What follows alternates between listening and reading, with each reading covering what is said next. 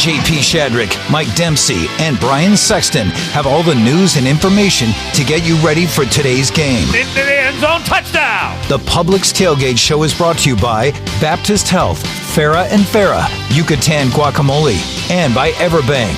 The Publix Tailgate Show starts right now. Good morning, and welcome into the Hyundai Studios at EverBank Stadium in Jacksonville. Brian Sexton along with Mike Dempsey. This is the first hour of the Publix Tailgate Show. Publix, where shopping is a pleasure. The Niners and Jaguars, 1 o'clock kickoff here in Jacksonville today. And the game brought to you by Baptist Health, the official healthcare provider of the Jaguars. And from day one, I should add, great to have the folks from Baptist Health on board. Hello, Mike Dempsey. Good morning, Brian. How are you? I'm well. Couple of quick thoughts before we get into the headlines.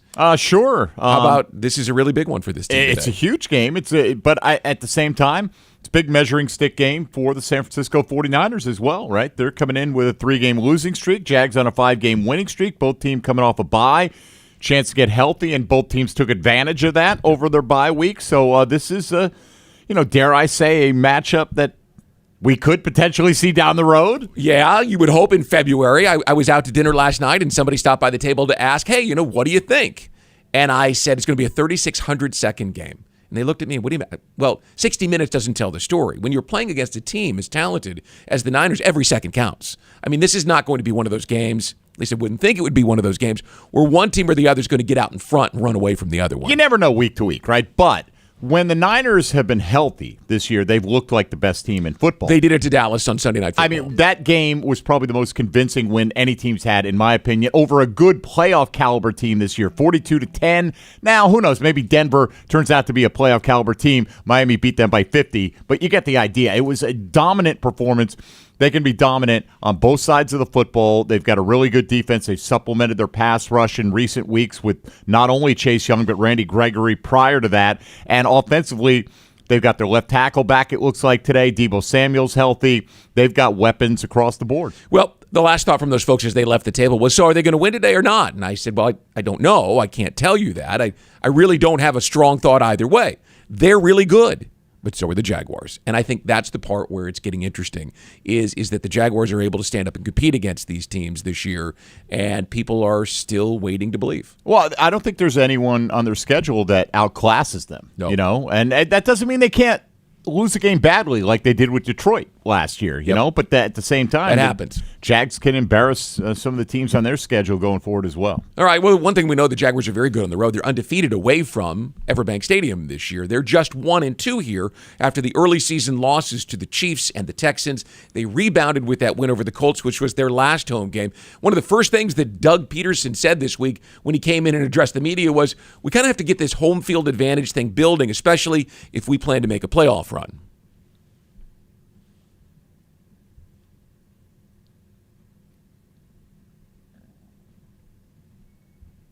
Come on, Internet.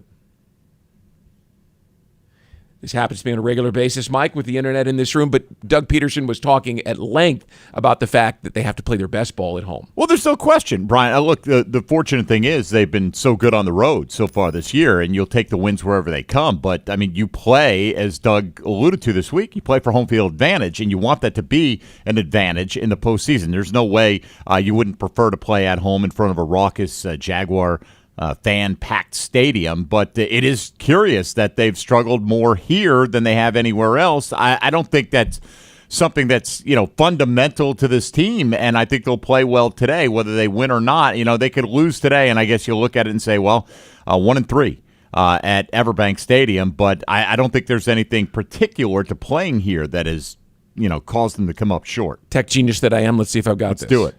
We haven't our best football, played our best, and especially in the second half of the season. That's something that those 2 early games that we didn't. If you want that home field advantage, or try to, those are all things that we have to do it at home better. That's why they call it. We're playing in front of our fans. We're at home. Our stadium, our locker room, and we got to feed off the energy, obviously, of the crowd, and play our best football. And especially in the second half of the season, that's something that.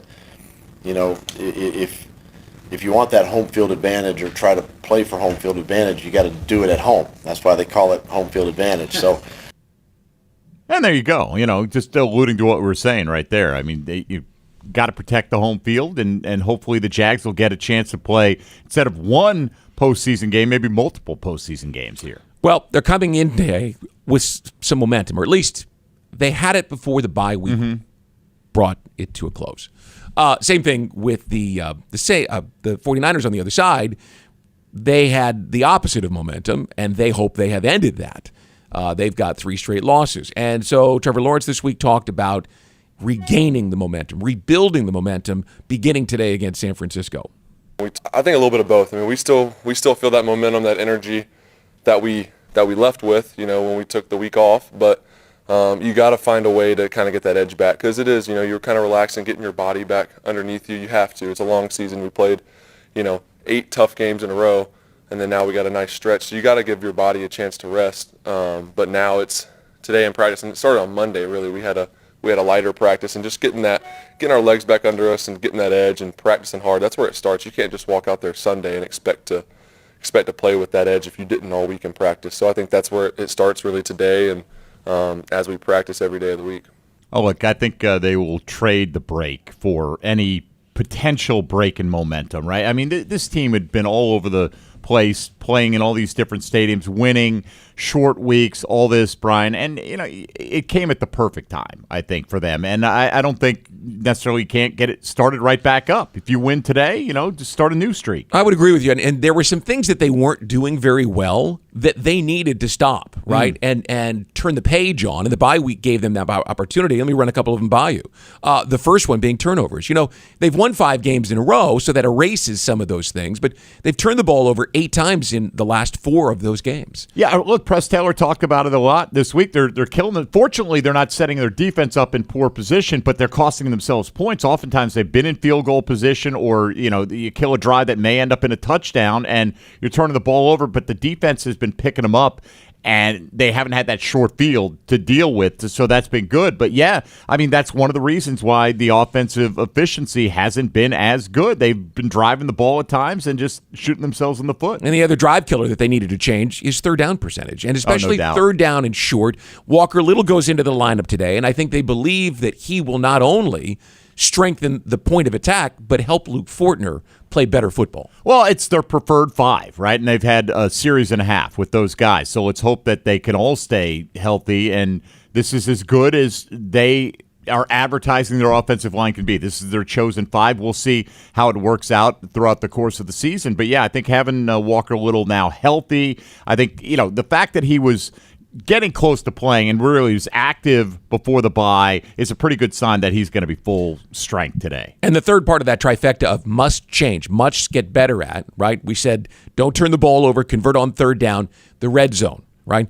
They have driven the ball this year and failed to come away with touchdowns inside the red zone. You can't do that against a great Niners defense like this today. You got to take advantage of your opportunities. Oh, absolutely. I think a lot of that is on the passing game, and a big part of it is the absence of Zay Jones, and that's not going to get fixed today, but he is a real weapon for Trevor Lawrence, and I think a comfort, kind of a safety blanket, whatever you want to look at it. He really looks for him there. I think Evan Ingram needs to start to become that, and this is about the time last year where he really started to heat up. He's actually ahead of last year's pace. He didn't have any touchdowns midseason last year. I think Evan Ingram could be a guy that helps remedy that red zone situation. And obviously one of the guys that Trevor Lawrence has relied on since the beginning of last year is Christian Kirk, who is a former Arizona Cardinal, so he played in the same division as San Francisco recently, so he understands the talent and the scheme that the Niners bring to the table with one of the best defenses in football. And he was asked this week, where do you find opportunities against a team with as much talent on all 3 levels as the Niners will bring?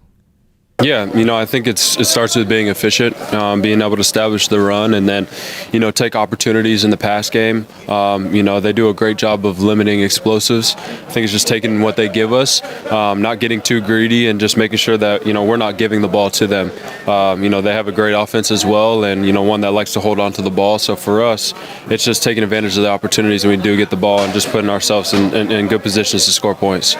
I think a big thing today, I've talked about it all week, is the ability of the Jags to try to scheme up Christian Kirk versus Isaiah Oliver, their nickel corner, who has really struggled this year. And I think that's a big advantage for the Jags. Kirk's in a great flow with Trevor Lawrence. They picked up that chemistry really after week one. It's like they picked up right where they left off last year. And hopefully, things will get better with Calvin Ridley as well. And hopefully the bye week came at a good time for this passing game overall. Well, you're going to have to be on the same page today because as I went back and I watched the last 3 games that the Niners played, the quarterbacks were under constant pressure. The talk out in San Francisco, and the reason they traded for Chase Young was they weren't getting sacks. They only have 18 sacks, only 2 more than the Jaguars do. So they went and grabbed another pass rusher. But forget sacks for a second. Bosa is always in the backfield. He's always right there around the quarterback. And you just get the sense the quarterback has got to be able to make quick decisions and get rid of the football quickly, which is where a guy like Kirk or Ridley, Hot Reed, has got to come into it. Oh, big time. Quarterback's got to be ready. And look, it comes on the shoulders of Trevor Lawrence as well, who, since he's really taken over here as the starting quarterback in Jacksonville, gets rid of the ball quicker than most QBs. He's going to have to do that today and hopefully use his legs. I don't think anyone's worried about the brace anymore. I mean, he'll play with it, but Trevor's shown his mobility is still there, and I think that could be a big factor today. Just one more thought on the Jags offense against the 49ers defense. That 49ers defense already had $202 million guaranteed dollars in that defensive line in 3 players. Nick Bosa, Javon Hargrave, and Eric Armstead. And then they traded for Chase Young. Right. So you know what you're going to get today. You're going to get ears pinned back, let's go, because that's what they do. Oh, no question. And at least for their sake, Chase Young on the final year of his rookie deal, so he's not making the massive money that some of these guys are making. But again, Randy Gregory is a really good pass rush specialist at this stage of his career. And, they kind of quietly picked him up for a late-round pick as well. So he's in an Arden Key kind of role. Here's a team that had 18 sacks. The Jags had 16. The Niners looked at that and said, that's a tragic number. Let's go out and add 2 pass rushers. So, Jags stood pat. Hopefully they're right, but the Niners certainly felt like they needed to add to that. All right, let's move to the Jags defense against the offense of the Niners, which has been really good as well. Lots of talented players, lots of options for quarterback Brock Purdy. And Rayshon Jenkins, who has played in this league quite a bit, has answered the question about whether this is the most talented team, most talented group of players he's seen together at one time. I would definitely say, in my career, this is probably this, and when Tyreek Hill was over with Kansas City and Kareem Hunt was over there as well. That was another team I had to deal with over there. But this is probably number 1, if not 2. It'll be a good matchup. We have guys, they have guys, and it'll be fun. Starts with Christian McCaffrey, right? But Deebo Samuel ran for 90 yards when he was here 2 years ago. And obviously, there's Kittle and Ayuk, and there are just so many options for Brock Purdy. Yeah, and arguably the best left tackle in the game still in Trent Williams, who's been out but is expected to return today, right? And so you've got that, protecting your quarterback, opening holes. McCaffrey is as good as any non-quarterback in the league, and that doesn't mean he's necessarily better than a Justin Jefferson or a Jamar Chase when healthy, but he is as good. He's such a weapon, and Ayuk has really come into his own. Deebo, we know he's a jack of all trades. They can basically ask him to do anything, and he can deliver. And George Kittle is reestablishing himself as clearly a top 5 tight end, all-around tight end as well. Great in the run game as well, very physical, so big challenge. Jags have their hands full. They've been playing good on defense, and Josh Allen, who leads the league with 48 pass rushes, or he did coming into this week, is a guy who was asked, how do you keep getting better and improving on defense during the season? If we can keep getting in those situations, obviously, if you look at what we've been doing as a group, we stop the run, find ways to create takeaways, and then affect the passer. If we can, that's our recipe to success. So we can stop the run first, then make them one-dimensional. Then that gives us opportunities to go rush the pass.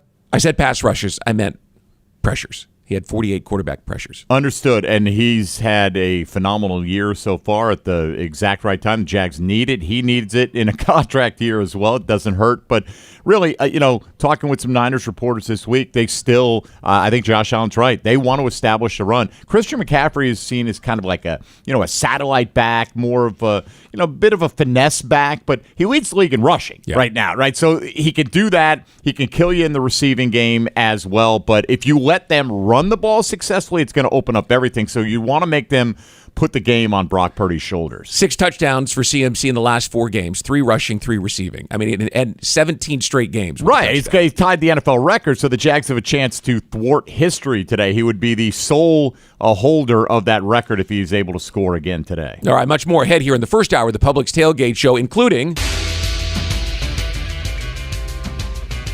Cam Robinson, who is this week's Baptist Health Player Feature. We're back with more after this on Jaguars Radio.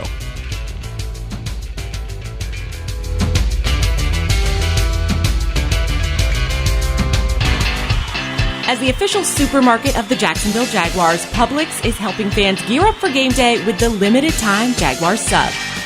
Piled high with hot deli chicken tenders, boar's head bacon, cheddar cheese, coleslaw, and barbecue mayonnaise on a white sub roll. The Jaguars sub is an easy, delicious meal for any fan. Make it an ultimate game day by ordering the Jaguars sub online for in-store pickup. Publix, where shopping is a pleasure. Hello, I'm Dan Fields. If you're in the market for a full-size 8-passenger SUV, look no further than the Defender 130. And with the Defender 90, the 110, and this 130, there's luxury in the right size for everyone. Right, Sammy? Plus, when you buy or lease from Land Rover Jacksonville, you'll become a member of the Fields Amenities Program with complimentary loaners, car washes, our cafe, and much more, all at no charge. Feeling hungry, Jaguars fans? Fuel your Duval energy with a delicious Stahlmeyer all-beef hot dog on game day as you support your Jacksonville Jaguars. Whether you're at the game or at home, it's not game day without a Stahlmeyer all-beef hot dog made in Florida. Stahlmeyer all-beef hot dogs will fuel your energy to help bring on a victory for the Jacksonville Jaguars. Stahlmeyer all-beef hot dogs are available at your local Publix supermarkets. Don't feel hungry, Jaguars fans. Fuel your energy with the official hot dog of the Jacksonville Jaguars. Stahlmeyer. JEA is proud to be Northeast Florida's community-owned utility. So what does that mean? It means we serve our local customers, not investors. That we're always focused on keeping our costs as low as possible while exploring new ways to deliver clean, affordable energy and water. And that we invest in our people and infrastructure to deliver reliable, sustainable services. Because for 127 years, JEA has been here to serve you, and only you. JEA, your community, your utility. The creamiest, dreamiest soft ice cream you get from Mr. Softy. For refreshing delight supreme, look for Mr. Softy. The milkshakes and the sundaes and the cones are such a treat. Look out for the ice cream stand, enjoy it from your seat. The creamiest, dreamiest soft ice cream you get from Mr. Softy. For refreshing delight supreme, look for Mr. Softy. S-O-F-T-E-E, Mr. Softy. You've been putting back a few, and a few becomes a few too many. For a moment, you think of calling for a ride, but nah, you live nearby. What's the worst that could happen? You get pulled over, your insurance goes up, you lose your license, you total your car, you kill someone. The results of driving drunk are tragic. That's why law enforcement is out there looking for impaired drivers to save lives. So if you think you're okay to drive after a few drinks, think again. Drive sober or get pulled over. Paid for by FDOT.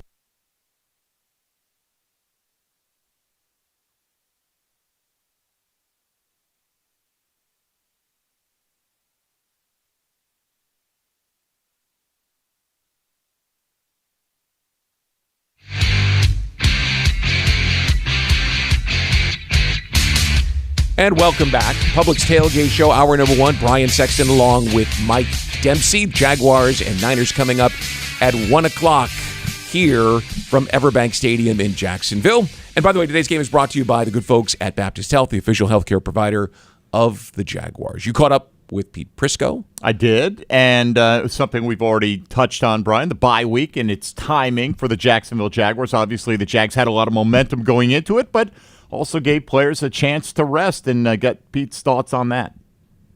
That's the most important thing, Mike. I mean, you mentioned the momentum. Yeah, they were on a little bit of a run there. You'd like to see that continue, but you'd rather have players on the field. Josh Allen, I think, from that standpoint, really important to get guys back. And they stopped the run, and then you get the improvement of Devin Lloyd, which I think solidify that off kind of an unknown factor when you look at that defense for most people. So I think Mike Caldwell's done a heck of a job, and they'll face a stiff challenge today against that 49ers offense. Oh, no doubt. Maybe the best non-quarterback weapon in the league in Christian McCaffrey, Pete, who's on a record-tying streak of scoring touchdowns. How do the Jags handle him today? It's never easy, but I will say this. The offensive line of the 49ers isn't great, particularly on the right side. I think that can be exploited a little bit. But containing him for an entire game, particularly with his versatility and the ability to go do so many things in the passing game, is tough to do. You can't be over-aggressive against this team. If you start going one way, they're fantastic at getting you going that way and throwing back across the field to either Kittle or McCaffrey or screening you back the other way. You got to be careful with your aggression in this game.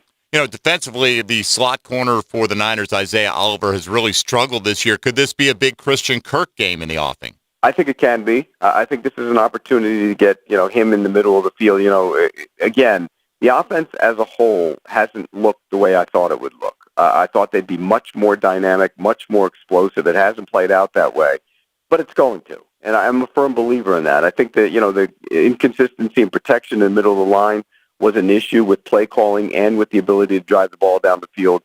I think that starts to change now as you come off the bye. You get Walker Little back, you start driving the ball down the field.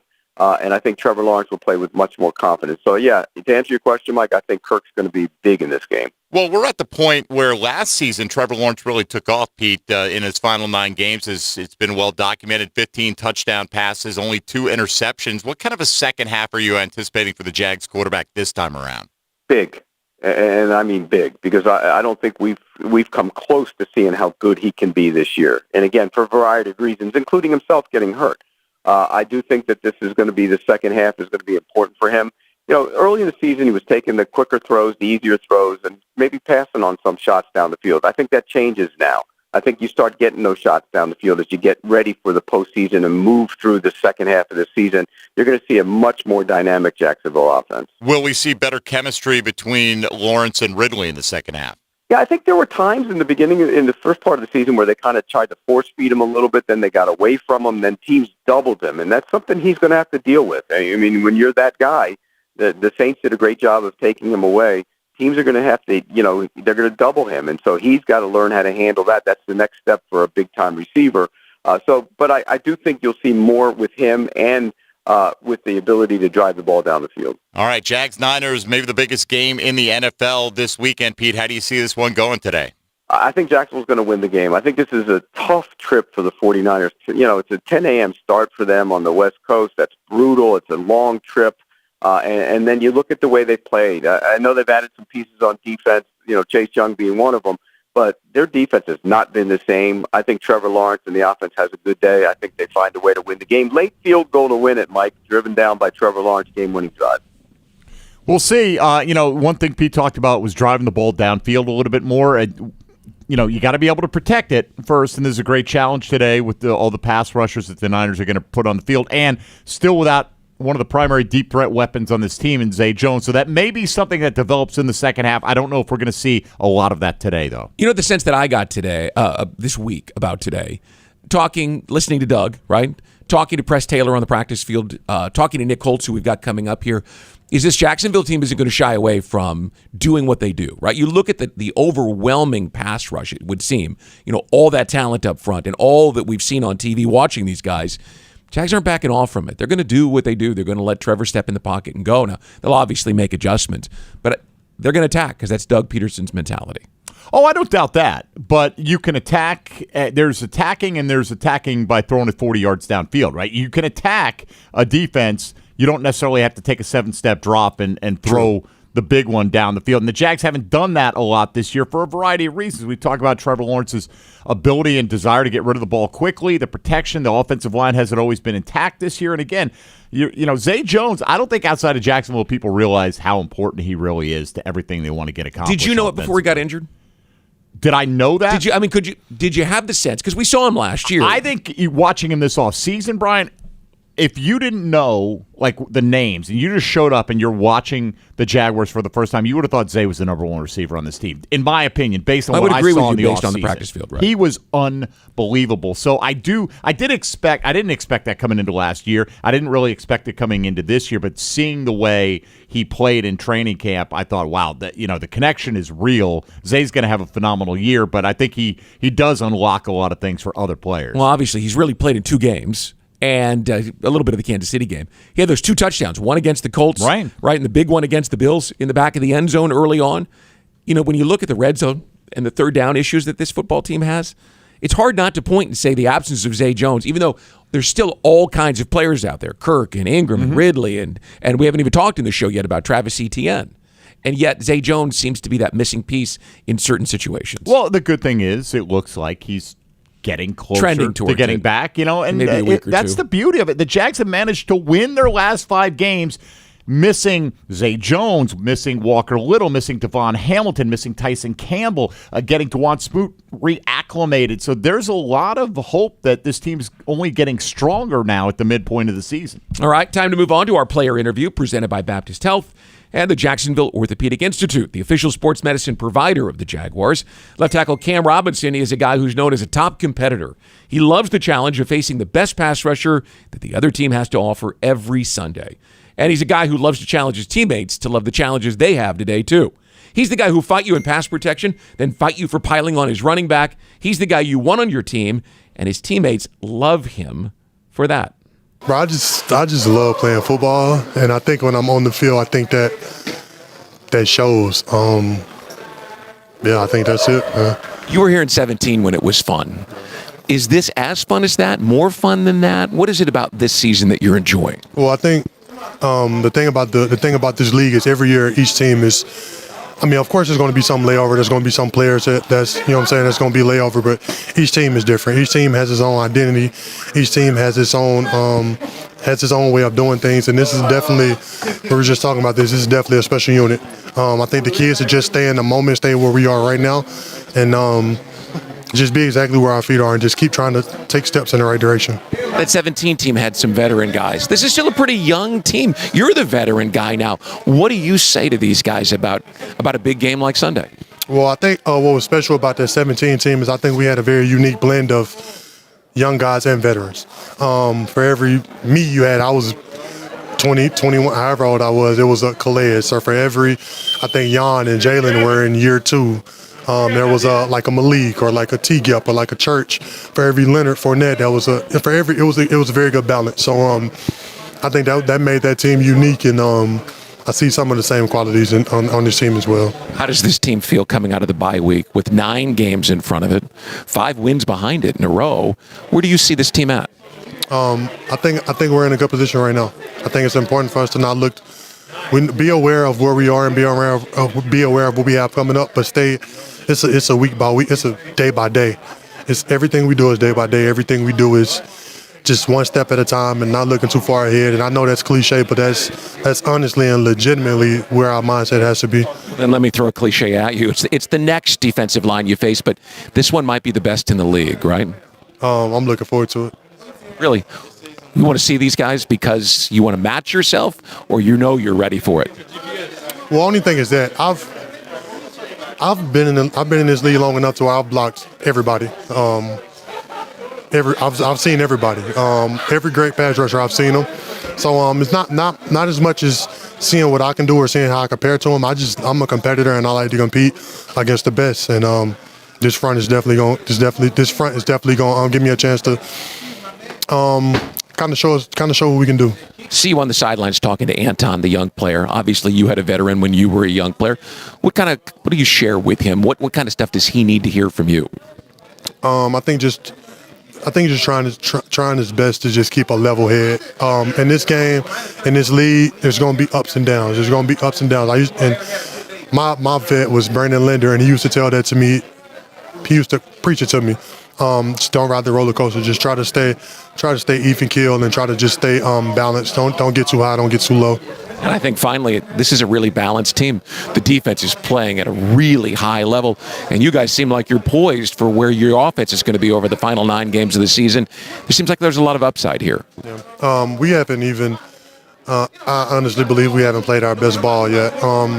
Defensively, we've been doing some incredible stuff in the way they've been able to take the ball away and just give us extra possessions, and we've been able to capitalize on those a little bit. And I think we can get even better.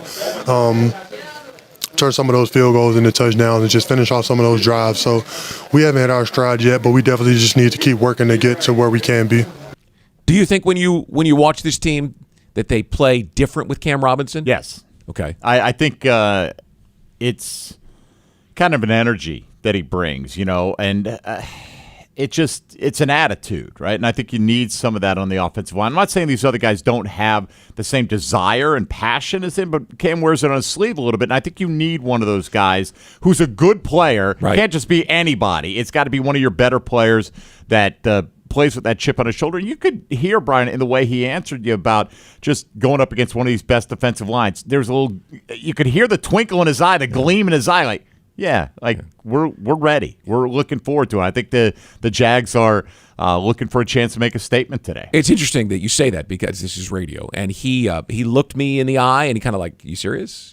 You could hear it. Oh, yeah. No. Very clearly. I'm ready to go. I want to play these guys. The interesting part is that Robinson may be playing the last stretch of his Jaguars career. He's got a huge cap number next year. The Jaguars are going to be up next to it. And can you let a player like that go, a guy that changes the way you play? How many times have we written him off the roster due to salary cap reasons, right? And I mean, understandably so. It's different next year, but yeah. Absolutely it is. But there been points along the way you're like, really? Is this going to continue on? He's a good player. The Jags are going to have a lot of interesting cap decisions next year. But let's worry about that then. We got lots more interesting radio for you here on the Publix Tailgate Show, including Tony Baselli and Jeff Lageman, who will join us from the broadcast booth in about 15 minutes. But first, he's got that same trait that all these elite quarterbacks have. He's always kind of in control.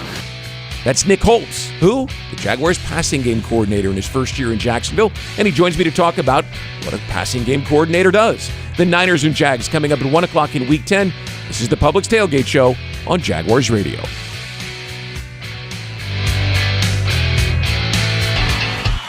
As the official supermarket of the Jacksonville Jaguars, Publix is helping fans gear up for game day with the limited-time Jaguars sub. Piled high with hot deli chicken tenders, boar's head bacon, cheddar cheese, coleslaw, and barbecue mayonnaise on a white sub roll. The Jaguar sub is an easy, delicious meal for any fan. Make it an ultimate game day by ordering the Jaguar sub online for in-store pickup. Publix, where shopping is a pleasure. Football and Miller Lite. Duval's greatest pairing. Can cracks at kickoff. Tailgates going well past postgame. Sunday night overtime. For the touchdown. Followed by Monday morning pride. Knocking on bar tops for luck. Kicking back on any given Sunday. You never forget the way some things taste. Jags football tastes like Miller time. Celebrate responsibly. 2023 Miller Brewing Company, Milwaukee, Wisconsin. Frank Frangie here. When you want barbecue in Jacksonville, you want Bono's Pit Barbecue. You can find Bono's locations all around town and on game day at EverBank Stadium because Bono's is the official barbecue of the Jacksonville Jaguars. Over 70 years of authentic Southern Pit Barbecue. We are the local barbecue joint in BBQval for generations of people in Jacksonville. Go to bonosbarbecue.com to learn more or call 904-880-8310 today. And remember, if you don't see a pit, it ain't legit. Want to make sure he gets to the game on time? Tommy, your uniform is ready. Let's go. Install a natural gas dryer, and you're guaranteed faster drying times and softer laundry. And now you can earn a valuable cash rebate up to $200 on an energy-efficient natural gas dryer. Show your home love with natural gas, and it loves you right back. To learn more and how to qualify, visit peoplesgas.com/rebates. As the official ticket marketplace of the Jacksonville Jaguars and the NFL, Ticketmaster has a wide selection of tickets available for every game. Whether you're cheering on the Jaguars at home or away, Ticketmaster has you covered. With Ticketmaster's interactive seat map, you'll get a 360-degree preview of your seat so you can make sure you've got the best view of those pivotal plays. Plus, the Ticketmaster app makes it easy to sell or transfer tickets if your plans change. And mobile tickets make getting in on game day a breeze. Find tickets today at Ticketmaster.com/Jaguars. That's Ticketmaster.com/Jaguars. Calling all junior fire chiefs. Parents, register for your child to win the ultimate Jaguars game day experience. Cheering on the Jags from the brand new Firehouse Subs fire truck at EverBank Stadium, flashing the fire truck lights when the Jags score. As honorary junior fire chief of the game, your child will receive a Firehouse Subs gift, and the whole family will receive 4 tickets and a parking pass to a home game this season. Visit Jaguars.com/sweepstakes to enter to win today. See website for terms and conditions.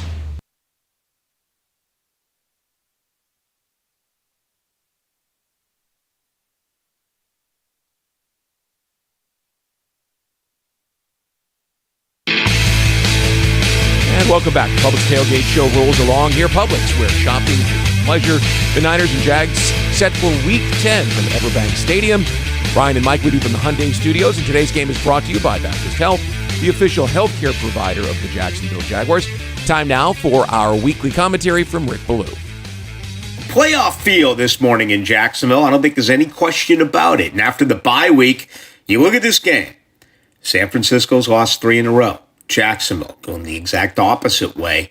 They've won 5 straight. You know, during the bye, you get to do things you don't normally do. For instance, I ranked the games remaining, all 9 for the Jaguars, and I had this one as the most difficult one left on the schedule. What's even crazier, Cincinnati and Baltimore to follow. That means 3 of the 9 games, the top 3, being played right here in Jacksonville. What other team in the NFL could you possibly say that about? The Jags winning here is what it's going to take if they're going to get that first round bye in the AFC. Putting pressure on the 49ers, well, there's already enough there. It's not on Jacksonville today. This is a big game, sure, but it's a much bigger one next week for all the right reasons against Tennessee. If you want to put anything on Jacksonville, again, it's about being able to win here. They're only 1-2 in Jacksonville. They're 5-0 outside of here. They're the only team in the NFL that can say that. The return of Deebo Samuel does not help for Jacksonville. In San Francisco, when he plays, they score 30 points a game. Without him, the 2.5 games that he hasn't gone, they only score 17. It's Walker Little at left guard, not the newly acquired Ezra Cleveland. This is very interesting to me, and many others in the I'm never surprised media. He's not a guard, they said. He's a tackle. He's only played 11 snaps. Yeah, but he showed in practice that that's not the position for him. That, of course, was until Monday when Doug Peterson said Walker Little is the starting left guard. He was arguably the best offensive lineman the first 4 games of the year. Of course, he was bumped for the return of Cam Robinson. Then he was hurt. He'll be under a microscope today, no doubt about it, as he and the Jaguars' offensive line takes on one of the best defenses in the NFL. Now back to the Publix Tailgate Show. You know, Nick Holtz, the Jaguars passing game coordinator, joined the Jaguars this winter after Jim Bob Cooter left for Indianapolis. And he is a guy who came from UNLV. He was with the Raiders for a few years. Before that, he was with Andrew Luck in Stanford. He's thrilled to be here where obviously living in Florida is a benefit, but also working with the men he's working with in building the Jaguars offense. And I was excited to get the chance to catch up with him this week. You guys, so many guys that can do so many different things. You don't have to fit guys. This guy's just the deep ball guy, and this guy's the short route guy. You know, so it makes it really hard for defenses to defend, and makes it easier on us to game plan. Of okay, we can just line up in our formations and look at the matchups. You know, we kind of always feel like in the passing game, especially, we're going to have a matchup advantage somewhere. You know, whether it's a receiver on a nickel or Evan on a tight end or, you know, or Evan on a safety or a linebacker or anything like that. So that's what makes it so nice from that standpoint of game plan and looking at plays, and that there are always going to be an advantage. You were famously with Andrew Luck, so you understand that elite quarterback mindset. What has impressed you with Trevor so far in the time you spent with him? He's got that same trait that everybody, all these elite quarterbacks have. Is he's always kind of in control. And I think for a young quarterback, or really at any age, they know what they want. When they know how they want the play to work, or they want it to look, or how they want things to play out, they're in control, So I think they're always at the point of they dictate to the defense. All right, the defense is this, I know where I'm going to go. And he's got that same characteristic of, all right, I'm driving the ship rather than they're taking things away from me. That's elite, right? I mean, not every quarterback even approaches that level. Oh, no. And you watch around the league and you just see guys that are surprised by what defenses do, or they don't go into a play with a game plan of, all right, if this doesn't happen, now what do I do? And he's got such a great reactionary skill set where he knows what he wants to do, and he's always in control from that standpoint. I think this game is a matchup of marquee coaches in Doug and Kyle. I think those two guys are elite at what they do and how they scheme things offensively. What's it like in your meeting room with Doug Peterson and Press Taylor?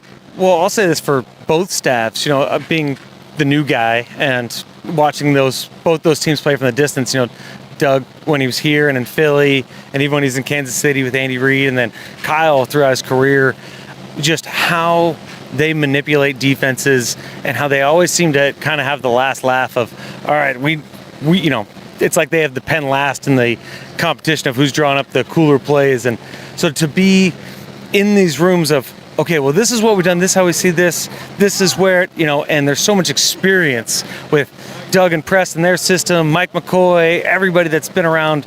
There's so much football knowledge that everybody's kind of got evidence or an example of how things can play out. And it really helps for the quarterback to be prepared, and really the whole offense to be prepared of, okay, we've run this play and here's the 10 different coverages we've run against, here's game film of it, and now they can kind of have a picture of what it's all going to play out like. So it's been really cool.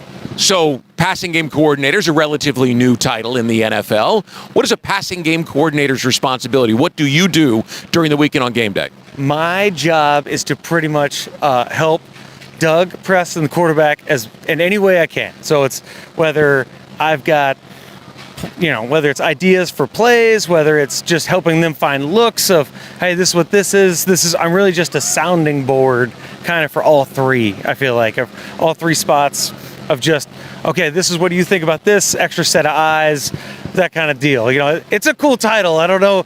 I'm not totally sure I can describe it, but yeah, it's been great. So that means you can invent it as you go along, right? I'll take whatever they give me. As long as they keep me employed, I'll take it. As long as they're happy with the job I'm doing. But no, it's just fun that it's kind of a new role to create and just kind of fit in where, half the time during practice I'm with the scout defense, making sure the quarterback gets the right look, and then in the meetings, just kind of giving thoughts and ideas and, hey, here's what I've seen or what they've seen, and going that way. So I'm sure you've seen every play that the San Francisco defense has run this year, probably multiple times. How quick does the quarterback have to play against that defense, especially that front? Well, the thing is they have speed everywhere. It's not just the D-line. Now, you look at their D-line and you look at when they were all drafted, it's first round pick, maybe a couple second-round picks, a priority, high-price free agent. It's like, okay, they got 8 or 9 guys that can all rush the passer.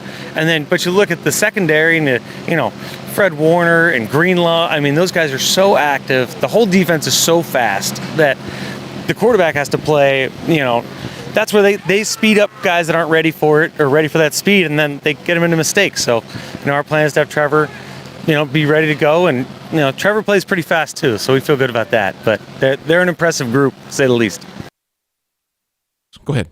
So fun stuff there with him, Brian. I really just like that part right at the beginning where he talked about basically Trevor is the kind of guy that I'm going to take what I want. I think you alluded to that before, right? Like you're not going to take everything away from me. I am a different kind of quarterback. You don't take everything away from Patrick Mahomes. You simply can't, right? Nope. And so Trevor aspires to be that kind of guy. He's got that kind of talent. I thought that was a pretty telling comment. Well, we're here watching in the studio the Patriots and the Colts, and it's really evident that if you don't have the man, the quarterback, you're struggling, right? And both of these teams, Mac Jones and Gardner Minshew, are struggling to move the ball. They're relying on their defense and on special teams. Oh, you think about it. Mac Jones, one of the 5 first-rounders that year with Trevor, and maybe the second best right now. Yeah. Really, when you look at the full body of work, because Justin Fields has got a terrible record. I mean, and Trey Lance, obviously they've moved on from him. Sitting on the depth chart in Dallas, yeah. And Zach Wilson's only playing because of the injury to Aaron Rodgers. Yeah. So, clearly the Jags were fortunate to have the pick that they did. Things rolled their way, but even last Sunday you saw how many quarterback matchups with guys that were playing that you didn't. It's a quarterback league. If you got one, you're golden. Absolutely. And the Jaguars have one. Yeah, which is why they're going to go after it today, even against a defense that everybody recognizes is as good as this one. Well, folks, if you're looking for the MVP of the truck game, look no further than Ford F-150. It's loaded with impressive capability and designed to dominate work, play, and everything in between. This truck makes tough look easy. Your local Ford dealer, proud partner of the Jacksonville Jaguars. Well, at noon Eastern, it's hour 2 of the Publix Tailgate Show. Pardon me, at 11 Eastern, it's hour 2 of the Publix Tailgate Show with JP Shadrick. But before we get to the second hour, we'll bring in Jaguars analyst Jeff Lageman, Hall of Famer Tony Baselli from the booth. The Niners and Jaguars kick off at 1 in Week 10. This is the Publix Tailgate Show on Jaguars Radio.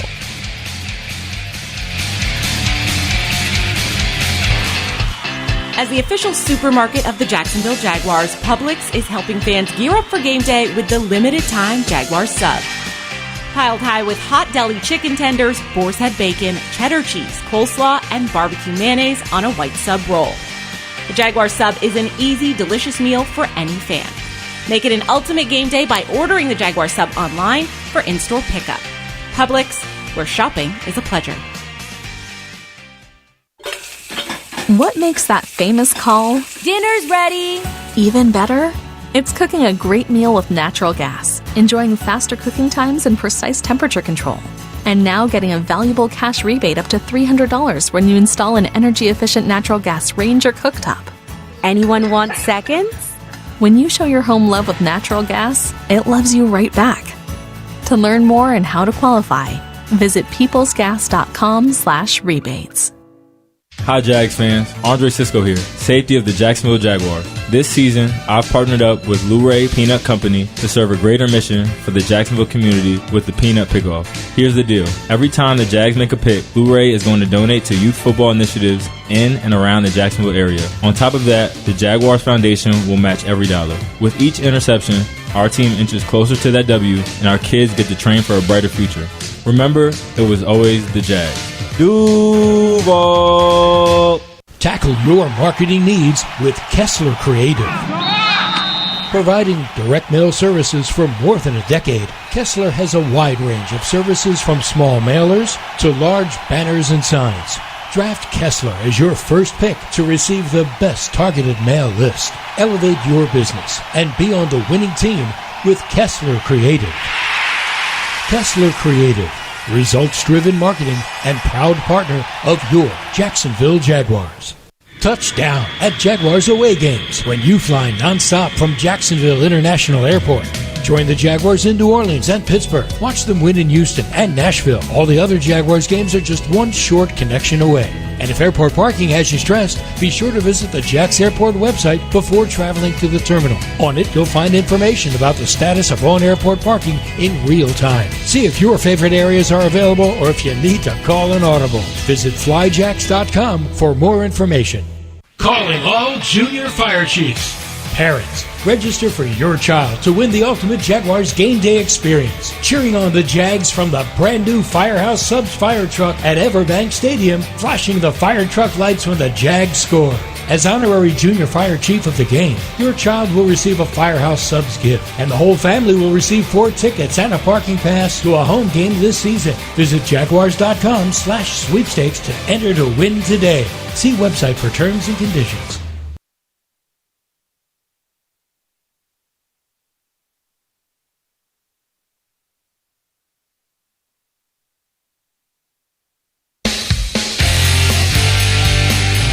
Brian and Mike with you here from the Hyundai Studios on the Publix Tailgate Show. Publix, where shopping is a pleasure. We're getting you ready for kickoff, which is at 1 o'clock Eastern, as the Jaguars host the 49ers. Both teams coming off their bye week, and today's game is presented by Baptist Health, the official healthcare provider of the Jaguars since day one. If you're a Jags fan who's always on the move, we've got the perfect plan for you. With the bundle at the bank, you can purchase tickets to 3 or more games starting at just $58 per game. Get the flexibility you want for your time this fall. Visit Jaguars.com/tickets or dial them up at 904-633-2000. Time now for the first rounds on us. New York Jets, first-round choice, Jeff Lageman. Jacksonville Jaguars have selected tackle Southern California, Tony Vasili. Jeff and Tony are upstairs in the broadcast booth here at EverBank Stadium, and we welcome you in. Gentlemen, how are you?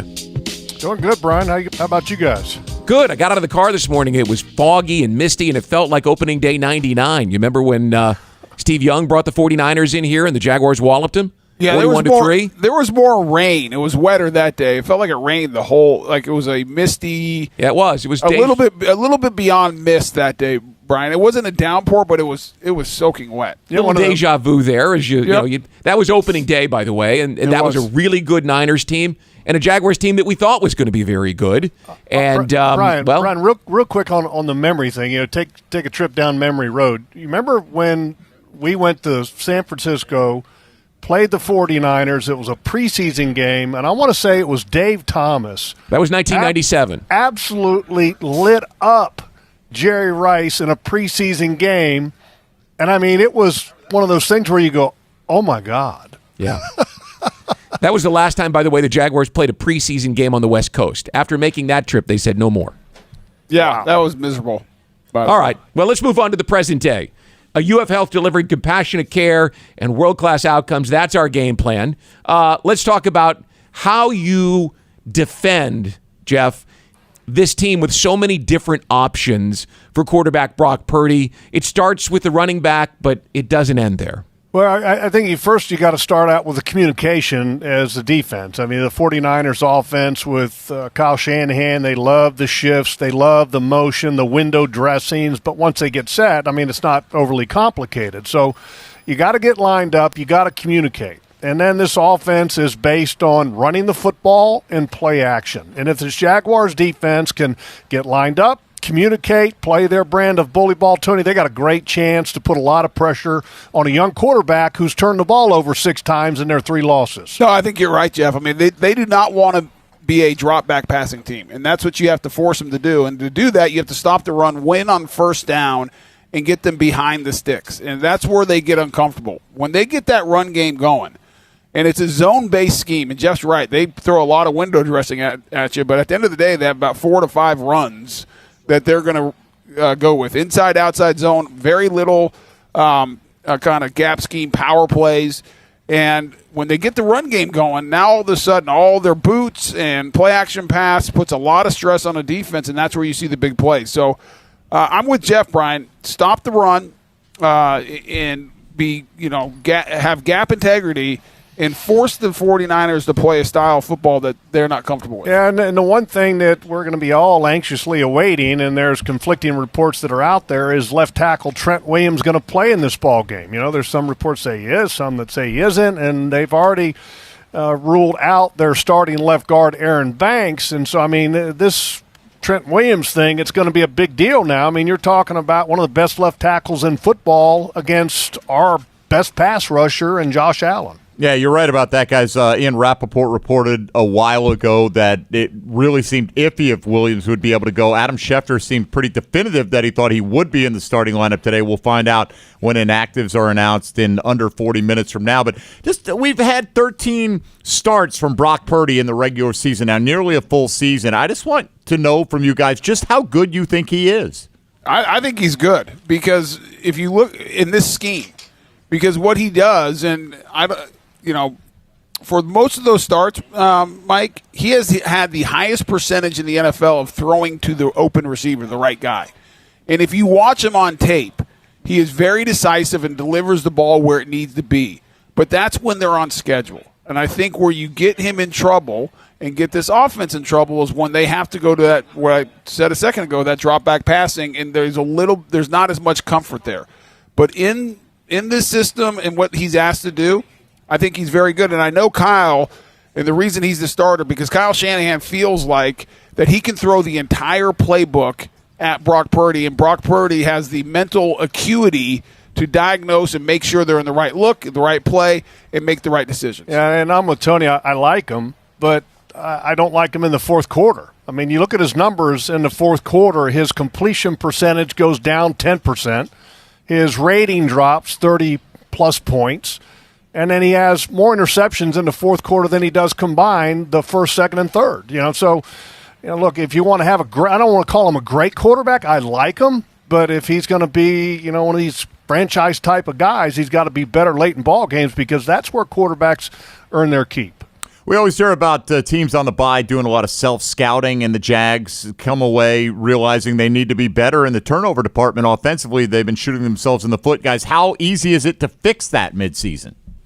I don't think it's easy, but the one thing I think about turnovers, the defense has done a great job, is that the emphasis, and the coaches putting the emphasis on it is the most important thing, and Doug Peterson and his staff have been putting that emphasis on it, so I think that will make a difference. But you're right, Mike, and that they've got to do a better job protecting the football. They've lost 9 fumbles. That's the big category that they've got to clean up. And I think part of that is getting guys on the field that you trust. And I think that Dearness Johnson's going to have a much bigger role, I think, in this ball game because you trust him.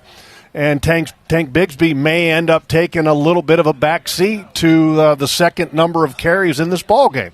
And that's what, Tank Bigsby has earned, and I think he's got to earn that trust back, Tony, and that's not easy to earn back. I mean, look, when you only had, 24 touches and you've had 3 turnovers, basically at your hands, it takes time to get that back. Well, yeah, and I think I agree with Jeff 100%. I mean, you cannot turn the ball over.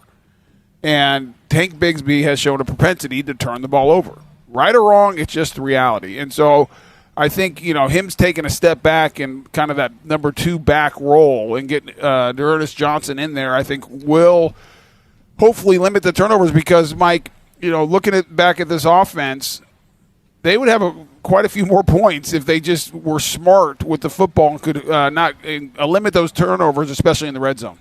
All right, guys, got about a minute left. If you could, each give us a player that you think is going to take off, whose season is ready to go forward in a big way in the second half.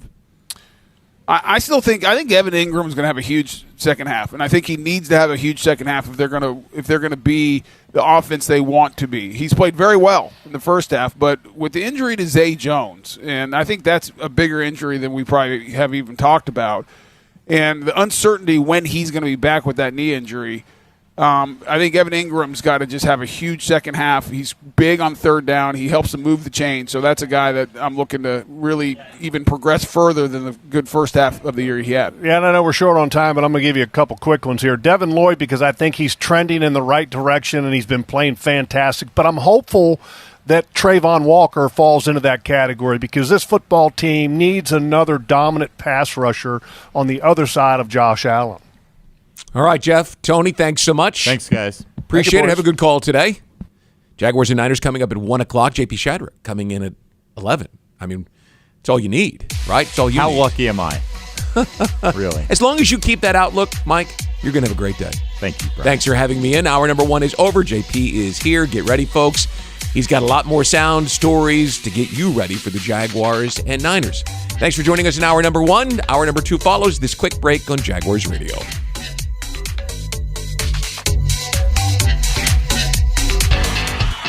As the official supermarket of the Jacksonville Jaguars, Publix is helping fans gear up for game day with the limited-time Jaguars sub. Piled high with hot deli chicken tenders, boar's head bacon, cheddar cheese, coleslaw, and barbecue mayonnaise on a white sub roll. The Jaguars sub is an easy, delicious meal for any fan. Make it an ultimate game day by ordering the Jaguars sub online for in-store pickup. Publix, where shopping is a pleasure. You say there's nothing quite like the feel of the open road when you ride a motorcycle. You know it takes concentration, knowledge, and skills beyond those required to drive a car. Ride Smart Florida would like to take this opportunity to remind you to enjoy the road, but to always ride smart. S-M-A-R-T. Say no to drinking and riding. Make yourself more visible to motorists. Always wear your helmet. Ride in control. Train regularly and get endorsed. Visit RideSmartFlorida.com for more details. Do you ride smart? This message is provided by the Florida Department of Transportation. JEA is proud to be Northeast Florida's community-owned utility. So what does that mean? It means we serve our local customers, not investors. That we're always focused on keeping our costs as low as possible while exploring new ways to deliver clean, affordable energy and water. And that we invest in our people and infrastructure to deliver reliable, sustainable services. Because for 127 years, JEA has been here to serve you, and only you. JEA, your community, your utility. Hello, I'm Dan Fields. If you're in the market for a full-size 8-passenger SUV, look no further than the Defender 130. And with the Defender 90, the 110, and this 130, there's luxury in the right size for everyone. Right, Sammy? Plus, when you buy or lease from Land Rover Jacksonville, you'll become a member of the Fields Amenities Program with complimentary loaners, car washes, our cafe, and much more, all at no charge. The creamiest, dreamiest, soft ice cream you get from Mr. Softy. For refreshing delight supreme, look for Mr. Softy. The milkshakes and the sundaes and the cones are such a treat. Look out for the ice cream stand, enjoy it from your seat. The creamiest, dreamiest, soft ice cream you get from Mr. Softy. For refreshing delight supreme, look for Mr. Softy. S-O-F-T-E-E, Mr. Softy. Feeling hungry, Jaguars fans? Fuel your Duval energy with a delicious Stallmeyer all-beef hot dog on game day as you support your Jacksonville Jaguars. Whether you're at the game or at home, it's not game day without a Stallmeyer all-beef hot dog made in Florida. Stallmeyer all-beef hot dogs will fuel your energy to help bring on a victory for the Jacksonville Jaguars. Stallmeyer all-beef hot dogs are available at your local Publix supermarkets. Don't feel hungry, Jaguars fans. Fuel your energy with the official hot dog of the Jacksonville Jaguars. Stallmeyer.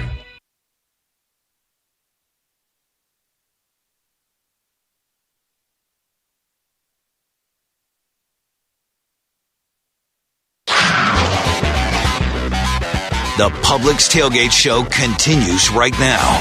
And it's hour 2 of the Publix Tailgate Show. Publix, where shopping is a pleasure. 2 hours away from Week 10. The San Francisco 49ers at 5-3. The Jacksonville Jaguars 6-2. EverBank Stadium, Jacksonville, the site. It's a 1 o'clock kickoff time. JP Shadrick with Mike Dempsey from the Hyundai Studios. And today's game is presented by Baptist Health, the official healthcare provider of the Jacksonville Jaguars.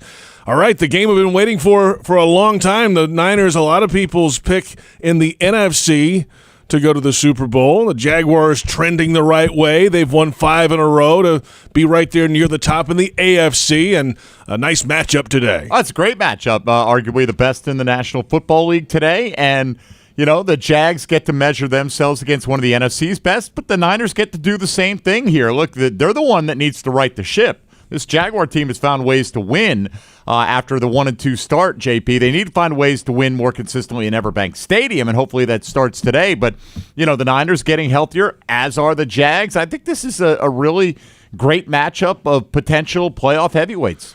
Both teams coming off the bye week, of course. The Jaguars trying to carry that momentum from the 5 wins in 5 stadiums in 4 cities. Now 3 of the next 4 here at home. They've got to defend the bank to be able to play home field at the bank to have that opportunity in January. Yeah, right. Obviously, with the road record they have, the Jags are not going to be intimidated if they have to go on the road in the postseason. You know, and I think having played in Kansas City last year helps inoculate them a little bit to that. But that's all down the road. Let's just keep winning games, right? Let's lock up this division as early as possible, and then let's start wondering about playoff seeding, and so we can have more than one home game. They don't beat the Chargers if that game's not here at the bank last year in the postseason. It was, so let's get a couple, maybe 3 today. You know what? Nothing wrong with home field throughout, JP. Let's take advantage of that. They got these black rally towels are given out today, presented by Baptist Health, so everybody coming in. Tiny little black towels. That's right. Yes. Yeah. So, it's fantastic. So wave those around, make a bunch of noise today for the Jaguars and the 49ers. Game day weather brought to you by the St. Johns River Water Management District. Florida's water, it's worth saving. I was out in Lot J a minute ago, and it feels like San Francisco out there. 63 really degrees, misty. It's supposed to be in the high 60s today and maybe gray a lot of the No day. excuses for them. We gave you your weather right. that you're used to, okay? And we're still going to put it on you. Rolling out the red carpet. Here are some of today's top stories. We start off with the Jaguars 6-2 coming out of the bye week. Head coach Doug Peterson this week on what this team has learned about itself and how to maintain it after the bye. Our team has figured out that we're always going to be in every game, or get it to the fourth quarter, as they say. I think one of the things, too, that we've realized is we've played with leads more this year. We're not coming back and fighting our way back into games. We're playing with that lead, and that's always a positive. If you want to be a good football team and consistently a good football team, you've got to maintain, you've got to sustain, you've got to overcome your own adversities, right? And continue to work every single day. It's just like, what's everybody say? You want to go 1-0 this week, and that's obviously the goal. That's head coach Doug Peterson, of course. He's been through this before, and anything he says in that building across the street here goes right into those players, and they are buying into anything to week to week get better, whatever they got to do. Any message he puts out there, they're eating up over there. This time last year, he was projecting that confidence, and we're like, look, coaches say these things. Do they really believe that? Well, they were 2-6, and now they're 6-2, and we've talked about it all week long on Jaguars Today. They barely trailed at all in the last 5 games. The opening drive by Indianapolis got the field goal, and after that, the Jags came right back, took the lead. So they have played with leads. They're learning to play with leads, and they've been behind as well. They've been inoculated to that as well. They had to be the comeback team last year. I don't think anything phases this team right now. No, they've seen it all, and they've been able to have success in all kind of different ways, and that helps them certainly moving ahead. The Jaguars' offense, though, entering Week 10 at 36% on third downs. That ranks 25th in the National Football League. Quarterback Trevor Lawrence this week on how they can improve it. That's where a lot of times, especially playing good teams, you win games, is being able to stay on the field on third down. Also, not being in as many third downs. It's, you don't have to be first, second, third down every sequence. It's nice to be able to hit a first down or on second down. And so I think those are all part of it. We got to be better on short yardage. That's something that we've been talking about. We've been emphasizing. And red zone, another issue as well. The Jaguars 26th in the league in red zone efficiency, and tight end Evan Ingram explaining. Just us not doing the little things right. I fumbled the ball last week. We had a chance at points, had a turnover in the red zone, in the end zone. We're just kind of shooting ourselves in the foot down there. And luckily our defense is really playing well and in a sense bailing us out at times. But I think we're on the right page as an offense, and we have the right mentality to go get it right. All right, those were the 2 areas going into the bye that everybody almost to a man in that locker room talked about. Third downs, red zone, those are the priorities. And hang on to the football when you're down there too. I think Zay Jones helps across the board whenever he does come back. That's a piece of it. But I think we think that the Jags have all the pieces in place, JP. The offensive line is as healthy as it's been this year. Even without Zay Jones, you have excellent skill position players. There's no reason they shouldn't be more successful. They need to protect the football better, but we all had such high expectations for this offense. I think they're still capable of achieving that. The fact that the defense is playing where they are, it's not like we think they have to carry the offense for the rest of the way. This offense has a chance to catch up, and that's what's exciting. Evan Ingram could be a big reason why as well. Moving ahead, he's already caught 51 of 61 targets this year. It's the highest catch percentage among wide receivers and tight ends in the NFL this year, with a minimum of 50 targets. So keep that trend moving forward for the Jaguars offense. Now scouting the 49ers defense, a group that has recognizable names all over the field, according to Jags offensive coordinator Press Taylor. They have great players. I mean, that's the first thing that jumps off the tape. Great players that have been in the system for a while, too. So you watch it, and it's a system that was installed since basically the day Kyle got there, and it's kind of lived through different coordinators now at this point in time, but you see the same schemes, same structures as they go, combined with great players. A bunch of first round draft picks on the defensive line, and then the one guy that's not is Hargrave, who was a high-priced free agent they went and got. Fred Warner is as good as any linebacker in the league right now. And then it's one of those things where you see a group that's played in a system for a long time, and the way they communicate's really good, the way they feed off each other, the way they know people like to attack them, and the way they respond to that. It's as good a unit as we've seen so far.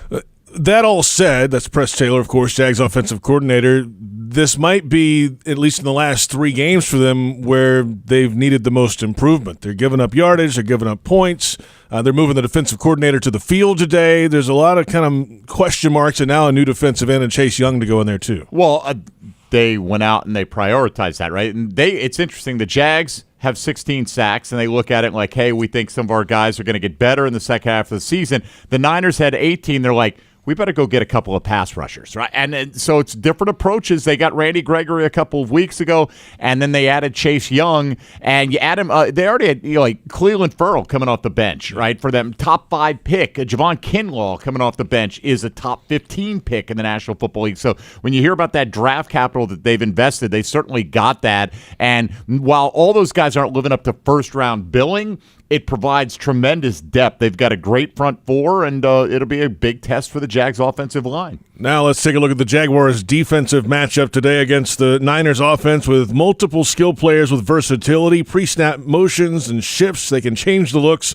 But Jags outside linebacker Josh Allen knows the Jags must keep it simple on defense. If we, as a front, continue to do what we do, stop the run, I think if everybody, be in their gaps, we play gap sound football. Obviously, they like to do a lot of different formations to get, when you look at it, it's the same thing. So we just got to be gap sound, really be physical up front, take the fight to them. Obviously, they want to be a physical front. Easier said than done with Christian McCaffrey, the Niners running back, the league's leading rusher, but also a threat in the passing game. And safety Rayshon Jenkins gives the scouting report. He's a really good player. He can line out wide. He creates matchup problems with, running backs, some safeties. And, he's a player who can run the ball out of the backfield, get the ball on the edge, run through the teeth of the defense, and be able to line up and run whatever he runs out in the slot or whether it's at the number one position. Yeah, they've got the fullback that can line up at tight end. Juszczyk, of course, had a bunch of catches in the game back in 2017 in that matchup on Christmas Eve that the Niners won out there. So he's versatile. The tight end can block and obviously go out and catch balls, and then you got the running back all over the place. Well, look, run after the catch is what they excel at, right? Christian McCaffrey, if you don't tackle him on first contact, he can embarrass you. He leads the league in rushing. He's a guy who in his first 3 years in the league had over 300 receptions combined in those 3 seasons. So he's as good a weapon as there is. Deebo Samuel is terrific with the ball in his hands. So is Brandon Ayuk. And George Kittle may be the best run-after-the-catch tight end in the National Football League. So you got to tackle well today. And they've tackled well all season. They have, but that's got to continue. Today is as good a test as they're going to have from the offensive skill positions. And that was a priority going into this season for this team. They said they missed a lot of tackles last year, and they felt like that was a priority, and they've done a good job so far in that department. Bootleggers, get ready. Luke Combs is bringing 2 nights of the Growing Up and Getting Old tour to the bank May 3rd and 4th in 2024 with different special guests each night. Tickets on sale now. Visit everbankstadium.com. Kai Stevens joining us in studio now, Jaguars reporter. Good morning, Kai. Good morning, guys. How are we? Oh, we are. Well, I'm great. Mike, I think, is probably good. Mike's always good. I'm always. Always. It's game day at the bank. It's never a bad day here, of course. When the Jaguars are in first place in the AFC South, and this battle in the trenches today, both sides is going to be really fascinating. Hey, Cam Robinson, Anton Harrison, strap in. It could be one of those days. This is going to be one that could stand out as the season moves along. Isn't it cool? We've only seen 10, I think, snaps with the full offensive line. So this will be the first time we actually get to see everyone playing together. And you mentioned Anton Harrison. He's been playing so much better lately. He got, he had a little rude welcome to the NFL. Facing off against Chris Jones in your second game. That can't be good. But he's been playing pretty well. I think Cam Robinson has a really good kind of influence over the line. He gets everybody kind of in the zone. It feels more like a team, I guess, is when Cam kind of brings everybody together a little bit. And obviously he's got a little attitude, so that has to help. But it's kind of cool to see everybody together. And then Walker Little will be back, so we'll get to see the full thing in action. This is what it's supposed to be like, and they only had 11 snaps of that in London in the Buffalo game. Right, the series and a half, basically. And another young guy who, at this point last year, is kind of hitting the wall a little bit, Devin Lloyd, right, has been so much better this season, lining up next to Foye Oluokun. And, with Christian McCaffrey, the weapon that he is, it's going to be incumbent on both of those guys to be on point today. And we've been talking about that all week, tackles, right? Tackling is going to be huge this week, specifically with McCaffrey and Deebo Samuel as well, trying to get him down. He's coming back this week. There's so many weapons on that offense if they can get the ball out quickly. And there's so, Shanahan has that offense doing so many different things. You never know what you're going to see from them.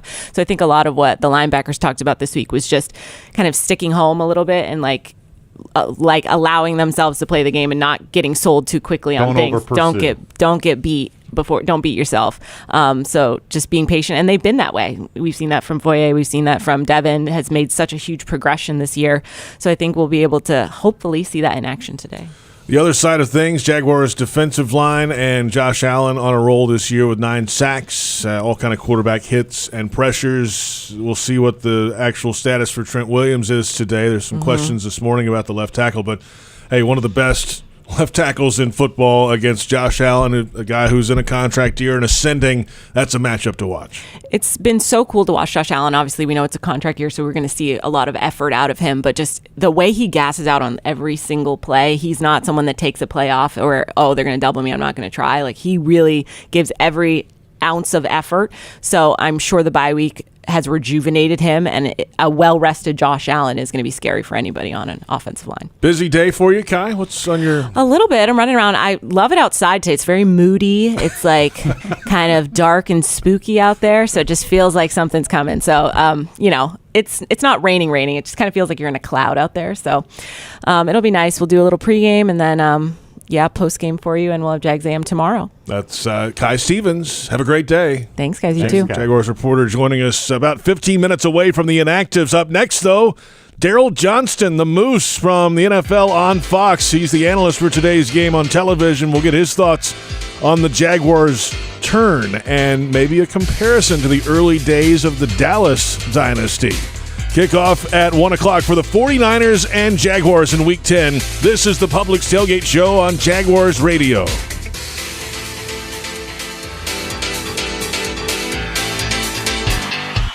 As the official supermarket of the Jacksonville Jaguars, Publix is helping fans gear up for game day with the limited-time Jaguars sub.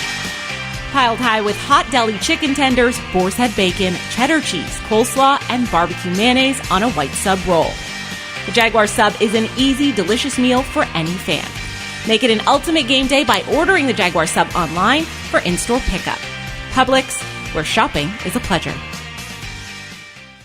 You've been putting back a few, and a few becomes a few too many. For a moment, you think of calling for a ride, but nah, you live nearby. What's the worst that could happen?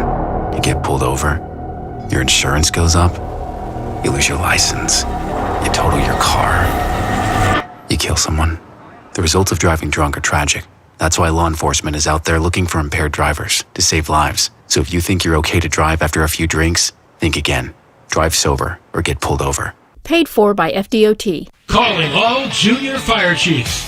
Parents, register for your child to win the ultimate Jaguars game day experience. Cheering on the Jags from the brand new Firehouse Subs fire truck at EverBank Stadium, flashing the fire truck lights when the Jags score.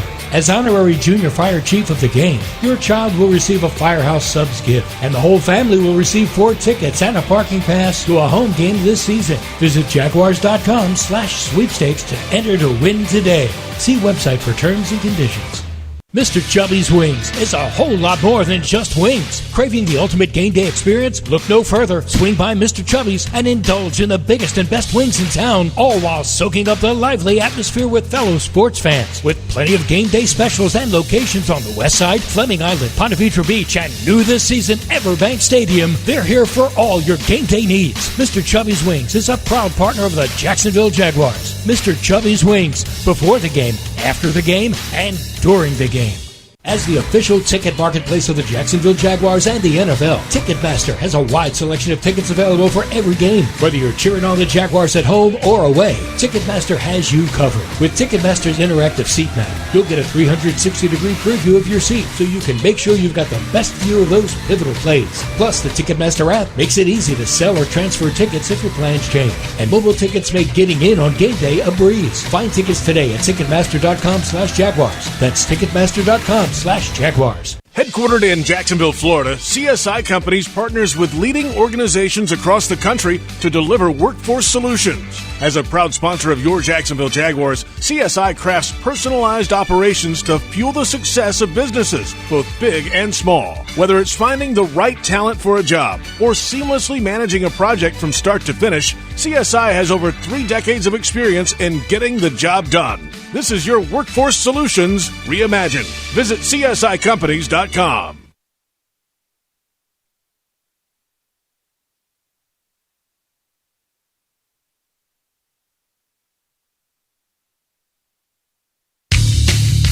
JP Shadrick with Mike Dempsey from the Hyundai Studios. The Publix Tailgate Show continues. We're about 2 hours inside of it now. From Week 10, the San Francisco 49ers and the Jacksonville Jaguars from EverBank Stadium. A 1 o'clock kickoff time. Today's game presented by Baptist Health, the official healthcare provider of the Jacksonville Jaguars. Mike Dempsey, let's go around the National Football League. All right, for the last time, JP, for this season, we've got a 9:30 a.m. kickoff as we've got the Colts right now leading 7-3 over the New England Patriots over in Frankfurt, Germany, with about 8.5 minutes remaining in the third quarter. In that one, Jonathan Taylor with the lone touchdown in the game. He's got 46 yards on the ground. Ramondre Stevenson, 42 for the Patriots. Not a ton of offense here. Gardner Minshew's thrown for 141, and he has been intercepted once.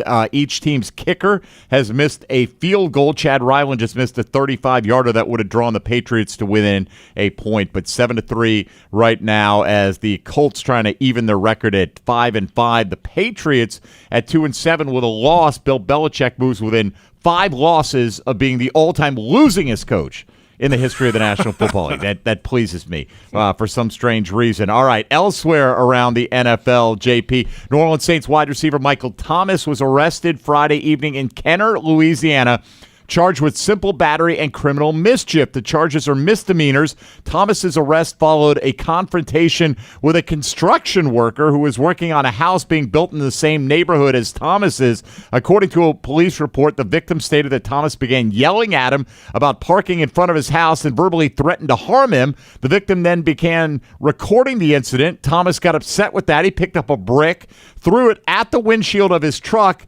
but it kind of bounced off, didn't do any damage, which probably further enraged Michael Thomas, who then walked up to the victim, knocked the phone out of his hands, shoved him, told him he did not want to be recorded. Thomas, however, is still expected to suit up when the Saints play at the Minnesota Vikings today. A sad note we saw this weekend, former Jaguar DJ Hayden passing away, a former first-round pick, played 9 seasons in the National Football League, including 3 here on the First Coast. He was killed in a car crash early Saturday morning in Houston. He was among 6 people killed out of 8 in the 2 vehicles when a car sped through a red light at a cross-section in downtown Houston at approximately 2 a.m.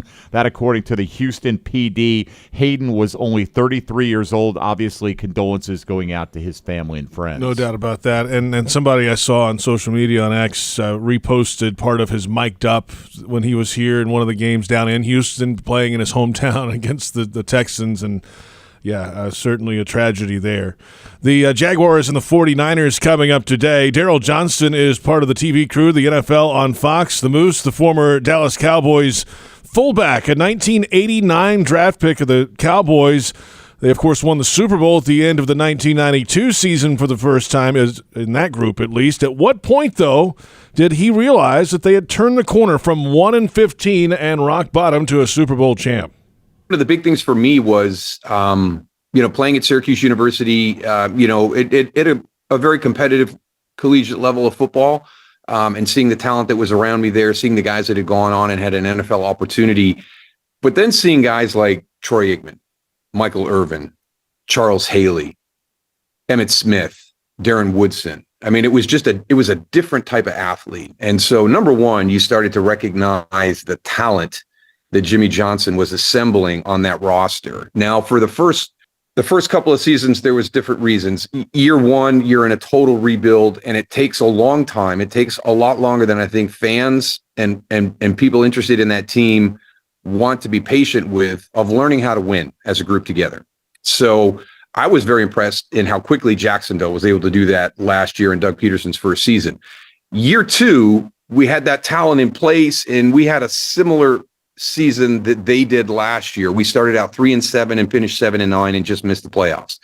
But there was a lot of positive things coming from what we accomplished down the stretch.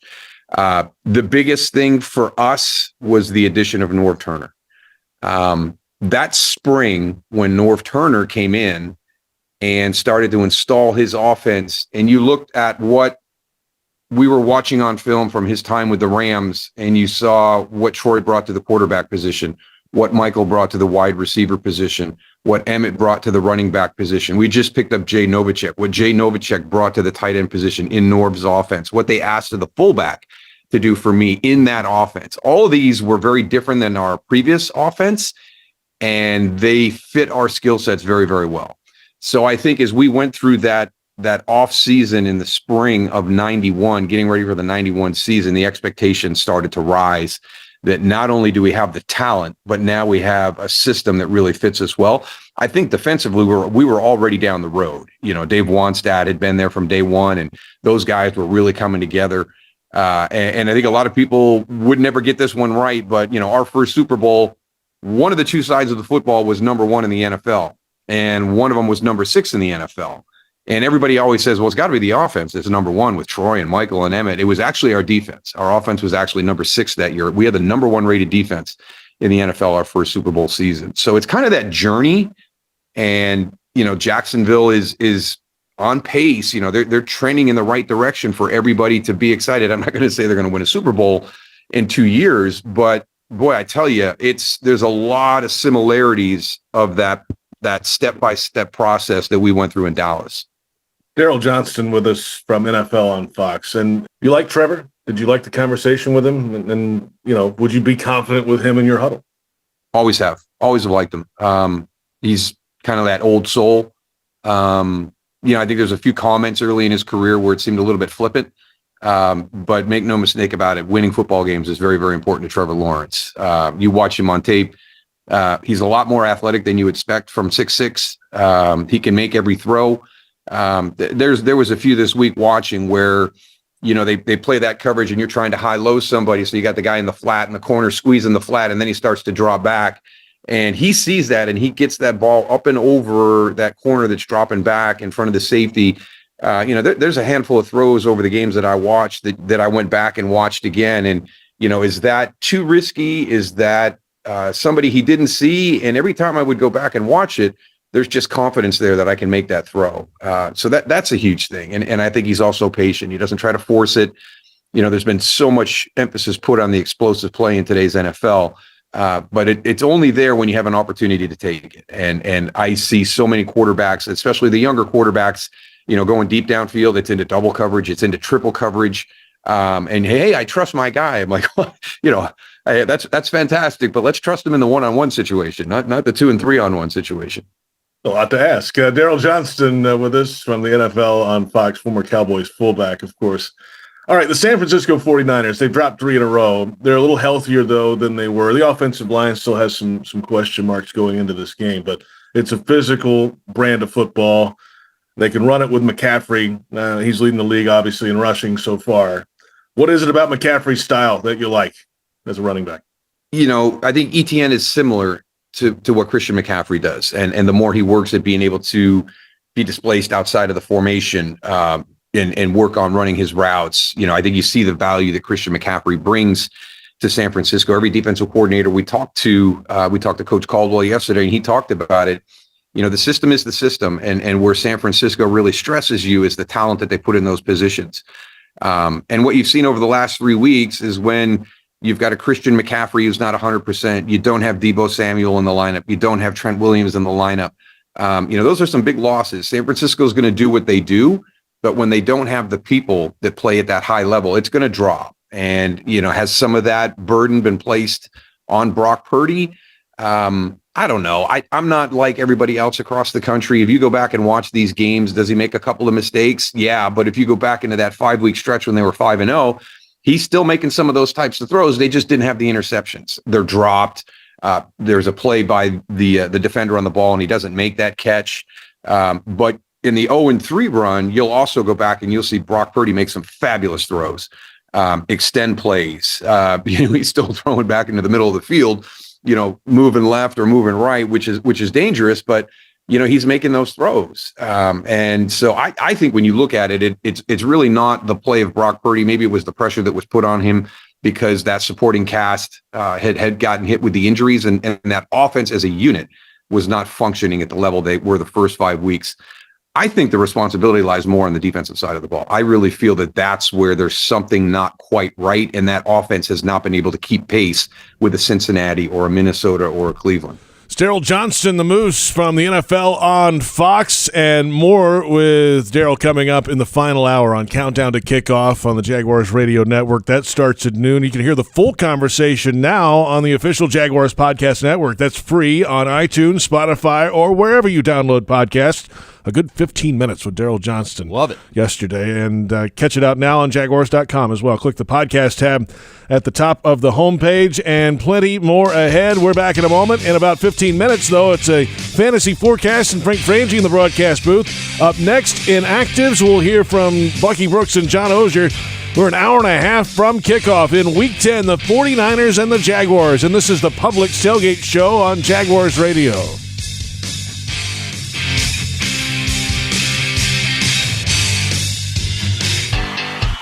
As the official supermarket of the Jacksonville Jaguars, Publix is helping fans gear up for game day with the limited-time Jaguars sub. Piled high with hot deli chicken tenders, boar's head bacon, cheddar cheese, coleslaw, and barbecue mayonnaise on a white sub roll. The Jaguars sub is an easy, delicious meal for any fan. Make it an ultimate game day by ordering the Jaguars sub online for in-store pickup. Publix, where shopping is a pleasure. Unlock your potential at the University of North Florida. A top public university with more than 100 majors, UNF is number one among state schools with the highest percentage of graduates employed in Florida. Affordable tuition, programs in high-demand fields, and faculty who care. Swoop into your future at UNF. Visit unf.edu to learn more. Calling all junior fire chiefs. Parents, register for your child to win the ultimate Jaguars game day experience. Cheering on the Jags from the brand new Firehouse Subs fire truck at EverBank Stadium, flashing the fire truck lights when the Jags score. As honorary junior fire chief of the game, your child will receive a Firehouse Subs gift, and the whole family will receive 4 tickets and a parking pass to a home game this season. Visit Jaguars.com/sweepstakes to enter to win today. See website for terms and conditions. Everyone wins when two great traditions team up. Yucatan Guacamole is a proud partner of the Jacksonville Jaguars. Our authentic guacamole recipe starts with hand-scooped avocados and ends up in your hands fresh and ready to enjoy. Grab some on game day at the Yucatan Cantina or Yucatan nacho carts around the stadium or at local retail stores. Sack your snack game with Yucatan Guacamole. As the official ticket marketplace of the Jacksonville Jaguars and the NFL, Ticketmaster has a wide selection of tickets available for every game. Whether you're cheering on the Jaguars at home or away, Ticketmaster has you covered. With Ticketmaster's interactive seat map, you'll get a 360-degree preview of your seat so you can make sure you've got the best view of those pivotal plays. Plus, the Ticketmaster app makes it easy to sell or transfer tickets if your plans change. And mobile tickets make getting in on game day a breeze. Find tickets today at Ticketmaster.com/Jaguars. That's Ticketmaster.com/Jaguars.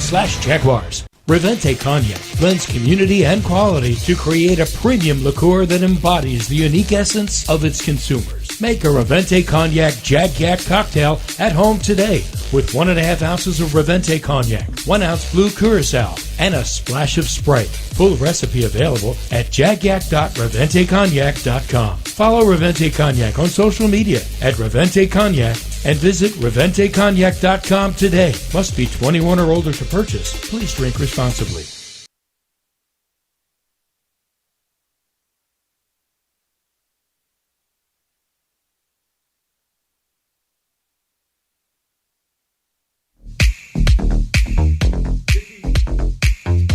JP Shadrick, Mike Dempsey from the Hyundai Studios, the San Francisco 49ers and the Jacksonville Jaguars coming up 1 o'clock Eastern kick in Week 10. Today's game presented by Baptist Health, the official healthcare provider of the Jaguars. Time for the inactives. Players down today. We'll start with the Jaguars. They have 5 players out today. Zay Jones, wide receiver, still battling through a knee issue. He is getting some early work at practice. Has been limited for the last couple of weeks. And just not quite over the hump yet. We'll see how that trends in the next week or so, hopefully trending the right way for Zay Jones, but he is out today at wide receiver. Monteric Brown, cornerback, is inactive today.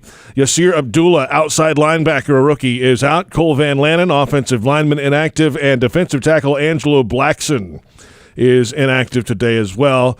Monteric Brown inactive because Gregory Jr. has been activated off the injury list, and he is on the roster and available today at cornerback, and JaMychal Hasty was waived to make room for him on the roster. That's why Monteric Brown is down today for the Jags. All right, for the Niners, everybody wants to know who is actually active for them, and the guys that they were anticipating getting back are both active. Deebo Samuel and Trent Williams will play for the 49ers today. 7 players officially inactive. We remember Brandon Allen, the quarterback, will not be suiting up today. Tight end Braden Willis, defensive lineman Kalia Davis, linebacker Jalen Graham, running back Tyrion Davis-Price, linebacker Demetrius Flanagan-Fowles, and starting left guard Aaron Banks will not. We knew he had been ruled out, but so Niners down one of their linemen today. Those are the inactives for this Week 10 matchup. The 49ers at 5-3, the Jaguars at 6-2. Let's go upstairs here at EverBank Stadium, and it's time for a pregame huddle-up podcast. Well, one side of it. John Oehser is upstairs. Bucky Brooks is stuck in traffic, and if you haven't left your home or wherever you're staying to come to the stadium by now, you might want to get in the car now and come on down here. The fair is actually in town, taking up 2 parking lots. Bucky is somewhere out there in the midst of it. John Oehser is not, though. He's in the booth, and good morning, John. Yeah, it's now the Huddle Up podcast with, and then you just stop there. So yeah, that's right. So it's fine. I'm ready, JP. I'm going to give it my best. You have your black rally towel, John. It's on my desk downstairs, but it should be a blackout, if you will. I think it's going to be pretty cool looking. Yeah, and, you know, it's a team that has a little bit of confidence, let's say. The swagger is growing a little bit. They've won 5 in a row, obviously, in 5 different stadiums. That's well noted.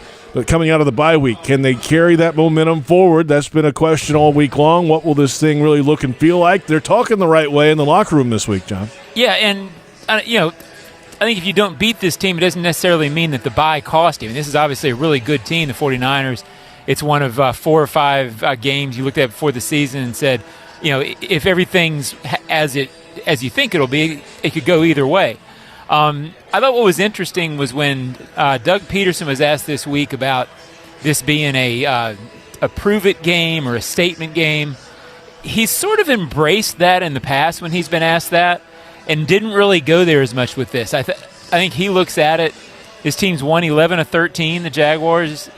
They've beaten 4 teams with winning records. They've beaten the Cowboys during this, the Chargers, the Ravens last year, the Bills. I don't think he thinks they have to prove it necessarily, but it's a big game because it's against a really good team. But I don't think he thinks anymore that this team has to win a particular game to get quote-unquote respect, although I think it would have that effect if you beat this team for the national narrative. Yeah, I agree with that, though, John. I think internally they, hey, we're on a 5-game winning streak. They're the team that comes in here averaging only 17 points a week over the last 3 games on a 3-game slide. So I think it's as much a prove-it game for the Niners to see how they measure up against Jacksonville as anything. The Jaguars' offensive line versus the Niners' pass rush is going to be fascinating, Teddy. The Niners have some new pieces in there, headlined by Chase Young. How do you think the Jags' offensive line is going to operate, provided they stay healthy today? Well, I think, it's a storyline of the game. It's 1 of 2 or 3, obviously. And I think for the Jaguars, obviously, it's your first time that you feel since Buffalo like you've had your guys. So I think they're confident in it. I would expect them to shift some blocking on Anton Harrison's side. I think it makes it a big game for Cam Robinson. You won't leave either of those tackles solo every play on their guy, I wouldn't think. I kind of think they'll do okay. They've been improving since Cam got back. They feel like they were really good for those few plays against Buffalo with Walker Little next to Cam. I think they're confident in it. How's it going to go? We'll see when they go, but I think they'll do fine. Flip it around as well. On the other side, Jaguars' defensive line against the Niners' front. And Trent Williams going today at left tackle, John, and Josh Allen going for the Jaguars, of course. And that's a matchup to watch, certainly. Yeah, I mean, if anybody on the team has had sort of a prove-it year, I personally didn't think he had to, but a lot of people did. Josh Allen, every week it seems, makes another player where people go, hey, I noticed this guy. This is a huge matchup. You're going against what many people think is the best left tackle in the league. You can make an argument for Josh as one of the best pass rushers in the league this year. So I think overall, the defensive front of the Jaguars, meaning their front seven, if there has been a consistently good strength of the team, I would say it's that. To me, their ability overall to stop the run is why this has been a good defense. They'll get no better test than they get today. I think this defense in particular is focused on this matchup because I think it's one where they can show, hey, we've shown you for 8 games what we are. Now this is really what we are. We can stop this team or at least limit it and not let it be the 49ers. As we all know, they can get loose running the ball. Hey, John, the self-scouting report indicated to the Jags that they need to stop turning it over on offense. I don't know if you needed an extra week to figure that out, right? Yeah, I could have passed that along. Yeah. But, hey, if they figured it out, that's good too. I suppose, but, how do you fix that, though? It's always every coach will tell you can't fumble the ball. You got to have ball security. It's not like that's a new development over the bye week. So how does that get better other than just the coaching staff emphasizing that and maybe taking away playing time at times if guys don't hang on to the football? Yeah, I think that's really it. If you think about it, Christian had one against New Orleans that was a fighting for more yardage type thing. Evan had one against, memory serves, the Pittsburgh Steelers when he sort of turned around and, a sudden hit. Most of them seem sort of hard to avoid. I haven't seen this team being loosey-goosey with the ball. I don't necessarily think Trevor has been negligent in these regards. I'm with you. I was trying to write that story a little bit this week, Mike, and I'm like, well, how do you stop it except say don't do it anymore? So, right. I think it's more concentration. These guys all talked a lot this week about just extra focus, extra adrenaline, whatever that is, on those 3 situations, meaning red zone, third down, and turnovers. They all sort of felt like they were the same storyline this week of, hey, executed big moments. We're only a few ticks away from really figuring this thing out offensively and just get a little better in those areas. John Oehser with us in the broadcast booth upstairs, part of the Huddle Up with Bucky Brooks show. This is minus Bucky Brooks. He's in traffic, as are a lot of people right now, I think, coming downtown. So huddle up with. Yeah, huddle up with. Hey, second half of last season, John, was when Trevor Lawrence really settled in and started to play better football, protected the ball, and you saw things start to go the right way. It was about this time of year last season. So he's already playing pretty well already. How does this improve for Trevor in the next month or so? Well, I think some of it, I don't know that Trevor's had to put up the huge numbers that people want in the last few weeks. And I know there's been some missed opportunities. And I think it sort of goes back to the same topic we were talking about before. I think if they're better in third down, better in the red zone, and not committing as many turnovers, I think his performance and his analytics, whatever those things are, probably go up with it. So it feels like more of sort of a team situational thing than it does Trevor. To me, he's making better decisions than he did last year, even late in the season. He runs at the right times. To me, it feels like he's more in control of the game, more over his feet, more aware than he was last year. I think the numbers will come. I think some numbers will come if they start trailing again. Then all of a sudden they're going to be passing more in the second half, and you're going to see more of those 2-touchdown second halves. They haven't really been pressed to have to do that. I think that's a little bit of it, if not all of it. John, in an up-and-down first half of the season for Calvin Ridley, what do you expect going forward? Well, I think the more I thought about this game today, late in the week, remember Buffalo, the Jags couldn't have won without him. I mean, that was probably, to me, his best game. Huge plays coming out of their own end zone in the third quarter in that game. I don't think they win that game without him. Big game, big moment player. He's an above the X's and O's guy. I think, to answer your question, Mike, I think he's going to get better in the second half of the season because they're going to be more comfortable using him, more involved in the offense, more time on task. Today, he has become my player to watch. I think above the X's and O's, Calvin Ridley, the guy who's hardest to cover, could be a huge impact today. Sounds good to me. John Oehser, Jaguars.com senior writer in the broadcast booth upstairs. Get your rally towel ready, John, and have a great day. Yeah, I'm a little tired, JP. I carried the load today, so I'm going to go rest and then get ready for the game. Hydrate. Get ready. Right. We'll talk to you. John Oehser, Jaguars.com senior writer. Check out the weekly Huddle Up with Bucky Brooks show Wednesdays at 4 on Jaguars.com and the Jaguars YouTube channel. And we're inside 20 minutes from Jaguars Radio Network coverage. Countdown to kickoff starts at noon. Up next, though, it's a fantasy forecast and Frank Frangie in the broadcast booth. The 49ers and the Jaguars coming up. A 1 o'clock kickoff time in Week 10. This is the Publix Tailgate Show on Jaguars Radio.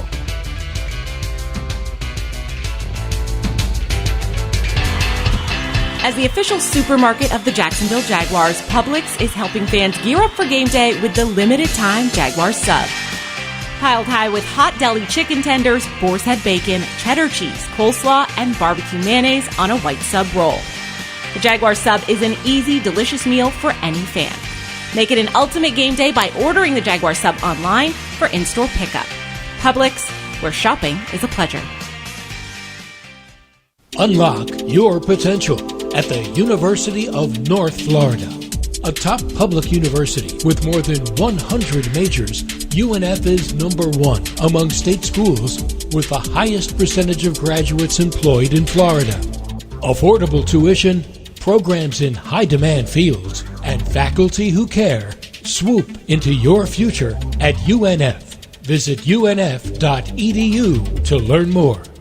Hi Jags fans, Andre Sisco here, safety of the Jacksonville Jaguars. This season, I've partnered up with Luray Peanut Company to serve a greater mission for the Jacksonville community with the Peanut Pickoff. Here's the deal. Every time the Jags make a pick, Luray is going to donate to youth football initiatives in and around the Jacksonville area. On top of that, the Jaguars Foundation will match every dollar. With each interception, our team inches closer to that W, and our kids get to train for a brighter future. Remember, it was always the Jags. Duval! Calling all junior fire chiefs. Parents, register for your child to win the ultimate Jaguars game day experience. Cheering on the Jags from the brand new Firehouse Subs fire truck at EverBank Stadium, flashing the fire truck lights when the Jags score.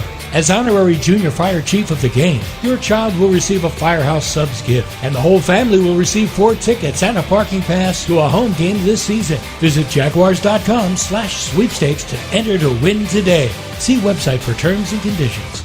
You say there's nothing quite like the feel of the open road when you ride a motorcycle. You know it takes concentration, knowledge, and skills beyond those required to drive a car. Ride Smart Florida would like to take this opportunity to remind you to enjoy the road, but to always ride smart. S-M-A-R-T. Say no to drinking and riding. Make yourself more visible to motorists. Always wear your helmet. Ride in control. Train regularly and get endorsed. Visit RideSmartFlorida.com for more details. Do you ride smart? This message is provided by the Florida Department of Transportation. Facing cancer takes a lot of determination, strength, and support. And you'll get it all at Baptist MD Anderson Cancer Center. Determination from world-renowned doctors, giving you specialized treatment with cutting-edge technology and research. Strength and support from a dedicated team, caring for you completely, during and after treatment. Don't face cancer with anything less than the team at Baptist MD Anderson. Appointments available at BaptistMDAnderson.com.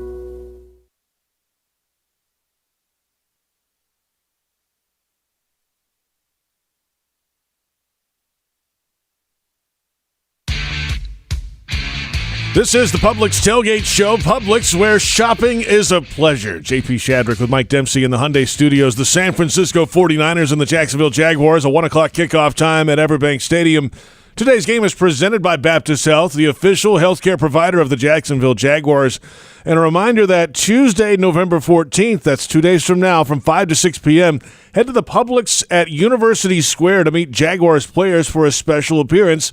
That's the Publix at 2875 University Boulevard here in Jacksonville, Tuesday, November 14th, 5 to 6 p.m. That's in the Lakewood area, just south of San Marco. Time now for a fantasy forecast, Week 10. Yeah, let me give you a quick update on what's going on in Frankfurt, Germany. The Colts lead the Patriots 7-6. Not a lot of fantasy superstars here, obviously, with a score like that, but Jonathan Taylor, 61 on the ground with a touchdown for the Colts. Ramondre Stevenson leading all rushers with 76 yards. Michael Pittman Jr. has 7 catches for 75 in the game right now. Jamar Chase, all eyes on him as his teammate T. Higgins had already been ruled out for the Bengals. Chase will suit up and give it a go versus Houston today. The red-hot C.J. Stroud will not have Nico Collins to throw to. However, Tank Dell and Noah Brown, probably the guys who will be picking up most of the slack there. On the other side, Tyler Boyd and even Trenton Irwin become interesting plays with T. Higgins sideline. In the New Orleans-Minnesota matchup, Cam Akers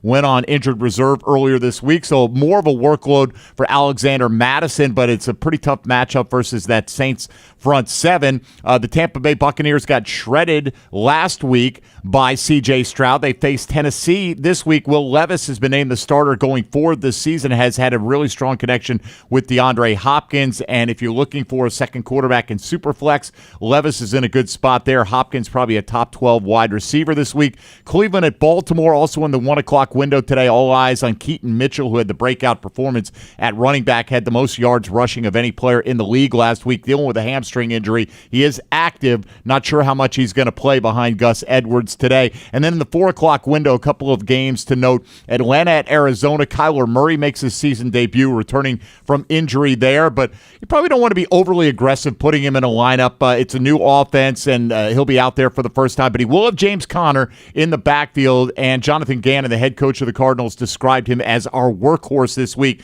I expect Conner to get over 20 touches in his return. And then finally, the Giants in Dallas. We remember the whitewashing that the Cowboys put on the Giants. That was with Daniel Jones in the season opener. Well, now they're down to their third-string quarterback, Tommy DeVito, who we learned this week lives at home with mom and dad. Good for him. I wish I could still. Saquon Barkley, the only recommended player, and that's only on pure volume today for the New York Giants, and probably the only New York Giant you really want to be starting going forward if you can help it, with DeVito under center. There you have it, the fantasy forecast from Mike Dempsey. Let's go upstairs now and welcome in voice of the Jaguars, Frank Frangie, from the broadcast booth. And hey, Frank, the Jaguars are 6-2 or better for the first time since the start of the '99 season. They started that year 7-1. And of course, went to the AFC Championship game. Haven't had consecutive winning seasons since 04 and 05. So, hey, guess what? The Jaguars are at the top of the division. They're near the top in the AFC. And there's all this talk about measuring sticks. Well, that's maybe for the other teams now coming in here. Yeah, I think that's a good point. Good morning, JP, to you and Mike, and I agree with that. Look, I'm a big believer that every year 7 or 8 teams can probably win the Super Bowl, if that. And the other 24 probably can't. In the 28 prior years the Jags have had a franchise, I think they've been one of the 7 or 8, 3 or 4 times tops. And they're one of the 7 or 8. They're one of the better teams in the league. I don't think anyone's surprised by the 6-2 record. I think we would have guessed something similar before the season began. And I agree with you. It's a measuring point for the Jags. This is also a measuring point for the 49ers, who have lost 3 in a row and are trying to get going again. They know that too. So, yeah, it's one of the better teams in the league, and that makes it kind of fun for sure. Simple question, Frank. The Niners are loaded on both sides of the ball. Which side presents the biggest challenge for the Jags today? The defense. I think they're really good, tough-nosed defensively. I thought that even before Chase Young, Mike, but they're good on both sides of the ball. There's no question. I think the offense, though, have to manage things. It's a quarterback league, and I think their quarterback's good, not great. I hate to keep using game manager because that's probably an overused phrase, but that is what I think. He plays better from ahead when he doesn't have to win the game for you. I'm talking obviously about Brock Purdy. Defensively, I think they got stars all over the place. Maybe the best middle linebacker in football. If Chase Young is good opposite Nick Bosa, as we think he'll be, awfully good ends. Their front 7 is really good. So both sides are good. That's why they have a really good team, Mike. But I think that's 49ers defense is truly special. Frank Frangie from the broadcast booth, and it gets maybe even more special when you add guys like Chase Young at the deadline. And the challenge today for the tackles on the outside, of course, Cam Robinson and Anton Harrison. Bosa and Young, get your popcorn ready. Yeah, no question. Listen, I think Cam Robinson is going to be fine against Chase Young, who I think he's going to be matched up with most of the day. I'm okay there. And I think the fact that Walker Little, I think, is a very good player on the left side as well. I think they're okay there. I'm interested in the other side, JP. I'm interested in Anton Harrison's going to be such a good player, but he is a rookie. And Nick Bosa is such a good player. And we saw it a little bit with TJ Watt on that opposite side. So do you have to help a little bit? Do you chip there? My guess is you're probably going to have to give Anton Harrison a little bit of help. but that's the one worth watching for me. They're both worth watching. I agree with you. I think Cam's going to be okay against Chase Young. Chase Young's first game with this team. He's got to find his way as part of the 49ers, so we'll see. But keep a real eye on Nick Bosa versus Anton Harrison. And, Frank, we were keeping our eye on whether or not Trent Williams would play. Obviously, he is active. That's where it was trending. So he returns, and it's going to be tough whoever rushes on that side. But the Niners aren't great on the right side of the offensive line. Do you think the Jags pass rush can take advantage? I think this, Mike. I think the Jags front will hold its own. Part of that's pass rush. Part of that's they've been so good against the run. Part of that's Fatukasi's been so good, and Roy Robertson-Harris has picked up where he was last year and playing very well. And Devon Hamilton's back now. Probably a little bit of a pitch count still for Devon, but he's back. So I think the front will be okay. I don't know that it'll be a big pass rushing day, Mike. I don't think the 49ers are going to sit back there in the pocket a long time. That's not how they play. They're going to get the ball in McCaffrey's hands, and Deebo Samuel's going to play today. They're going to get the ball in his hands. But I think the defensive line of the Jags will play very well. Whether they have a bunch of sacks or not, I like how I think the defensive line of the Jags, to your point about that right side of the 49ers line, I like how the Jags defensive line matches up with these 49ers. I really do. Frank Frangie with us upstairs. Speaking of McCaffrey, of course, back in 2019, he was with the Carolina Panthers and played the Jaguars in Week 5, and he went for 176 yards on 19 carries with 2 touchdowns on the ground. Oh, and 6 catches for 61 yards and a touchdown reception in that game. Different era of Jaguars football. I get it, Frank, but he's still the same McCaffrey. He's right there at the top of the NFL in rushing yardage, and his skill set is unique. He's really good, JP. He's the best back in the league. I think most people would agree with that. And in today's NFL, my friend Pete Prisco likes to call them airbacks. They can do so much stuff. They can run between the tackles. They can catch the ball in space. Man, he's good. I think we got one pretty close. I think Travis Etienne's very similar.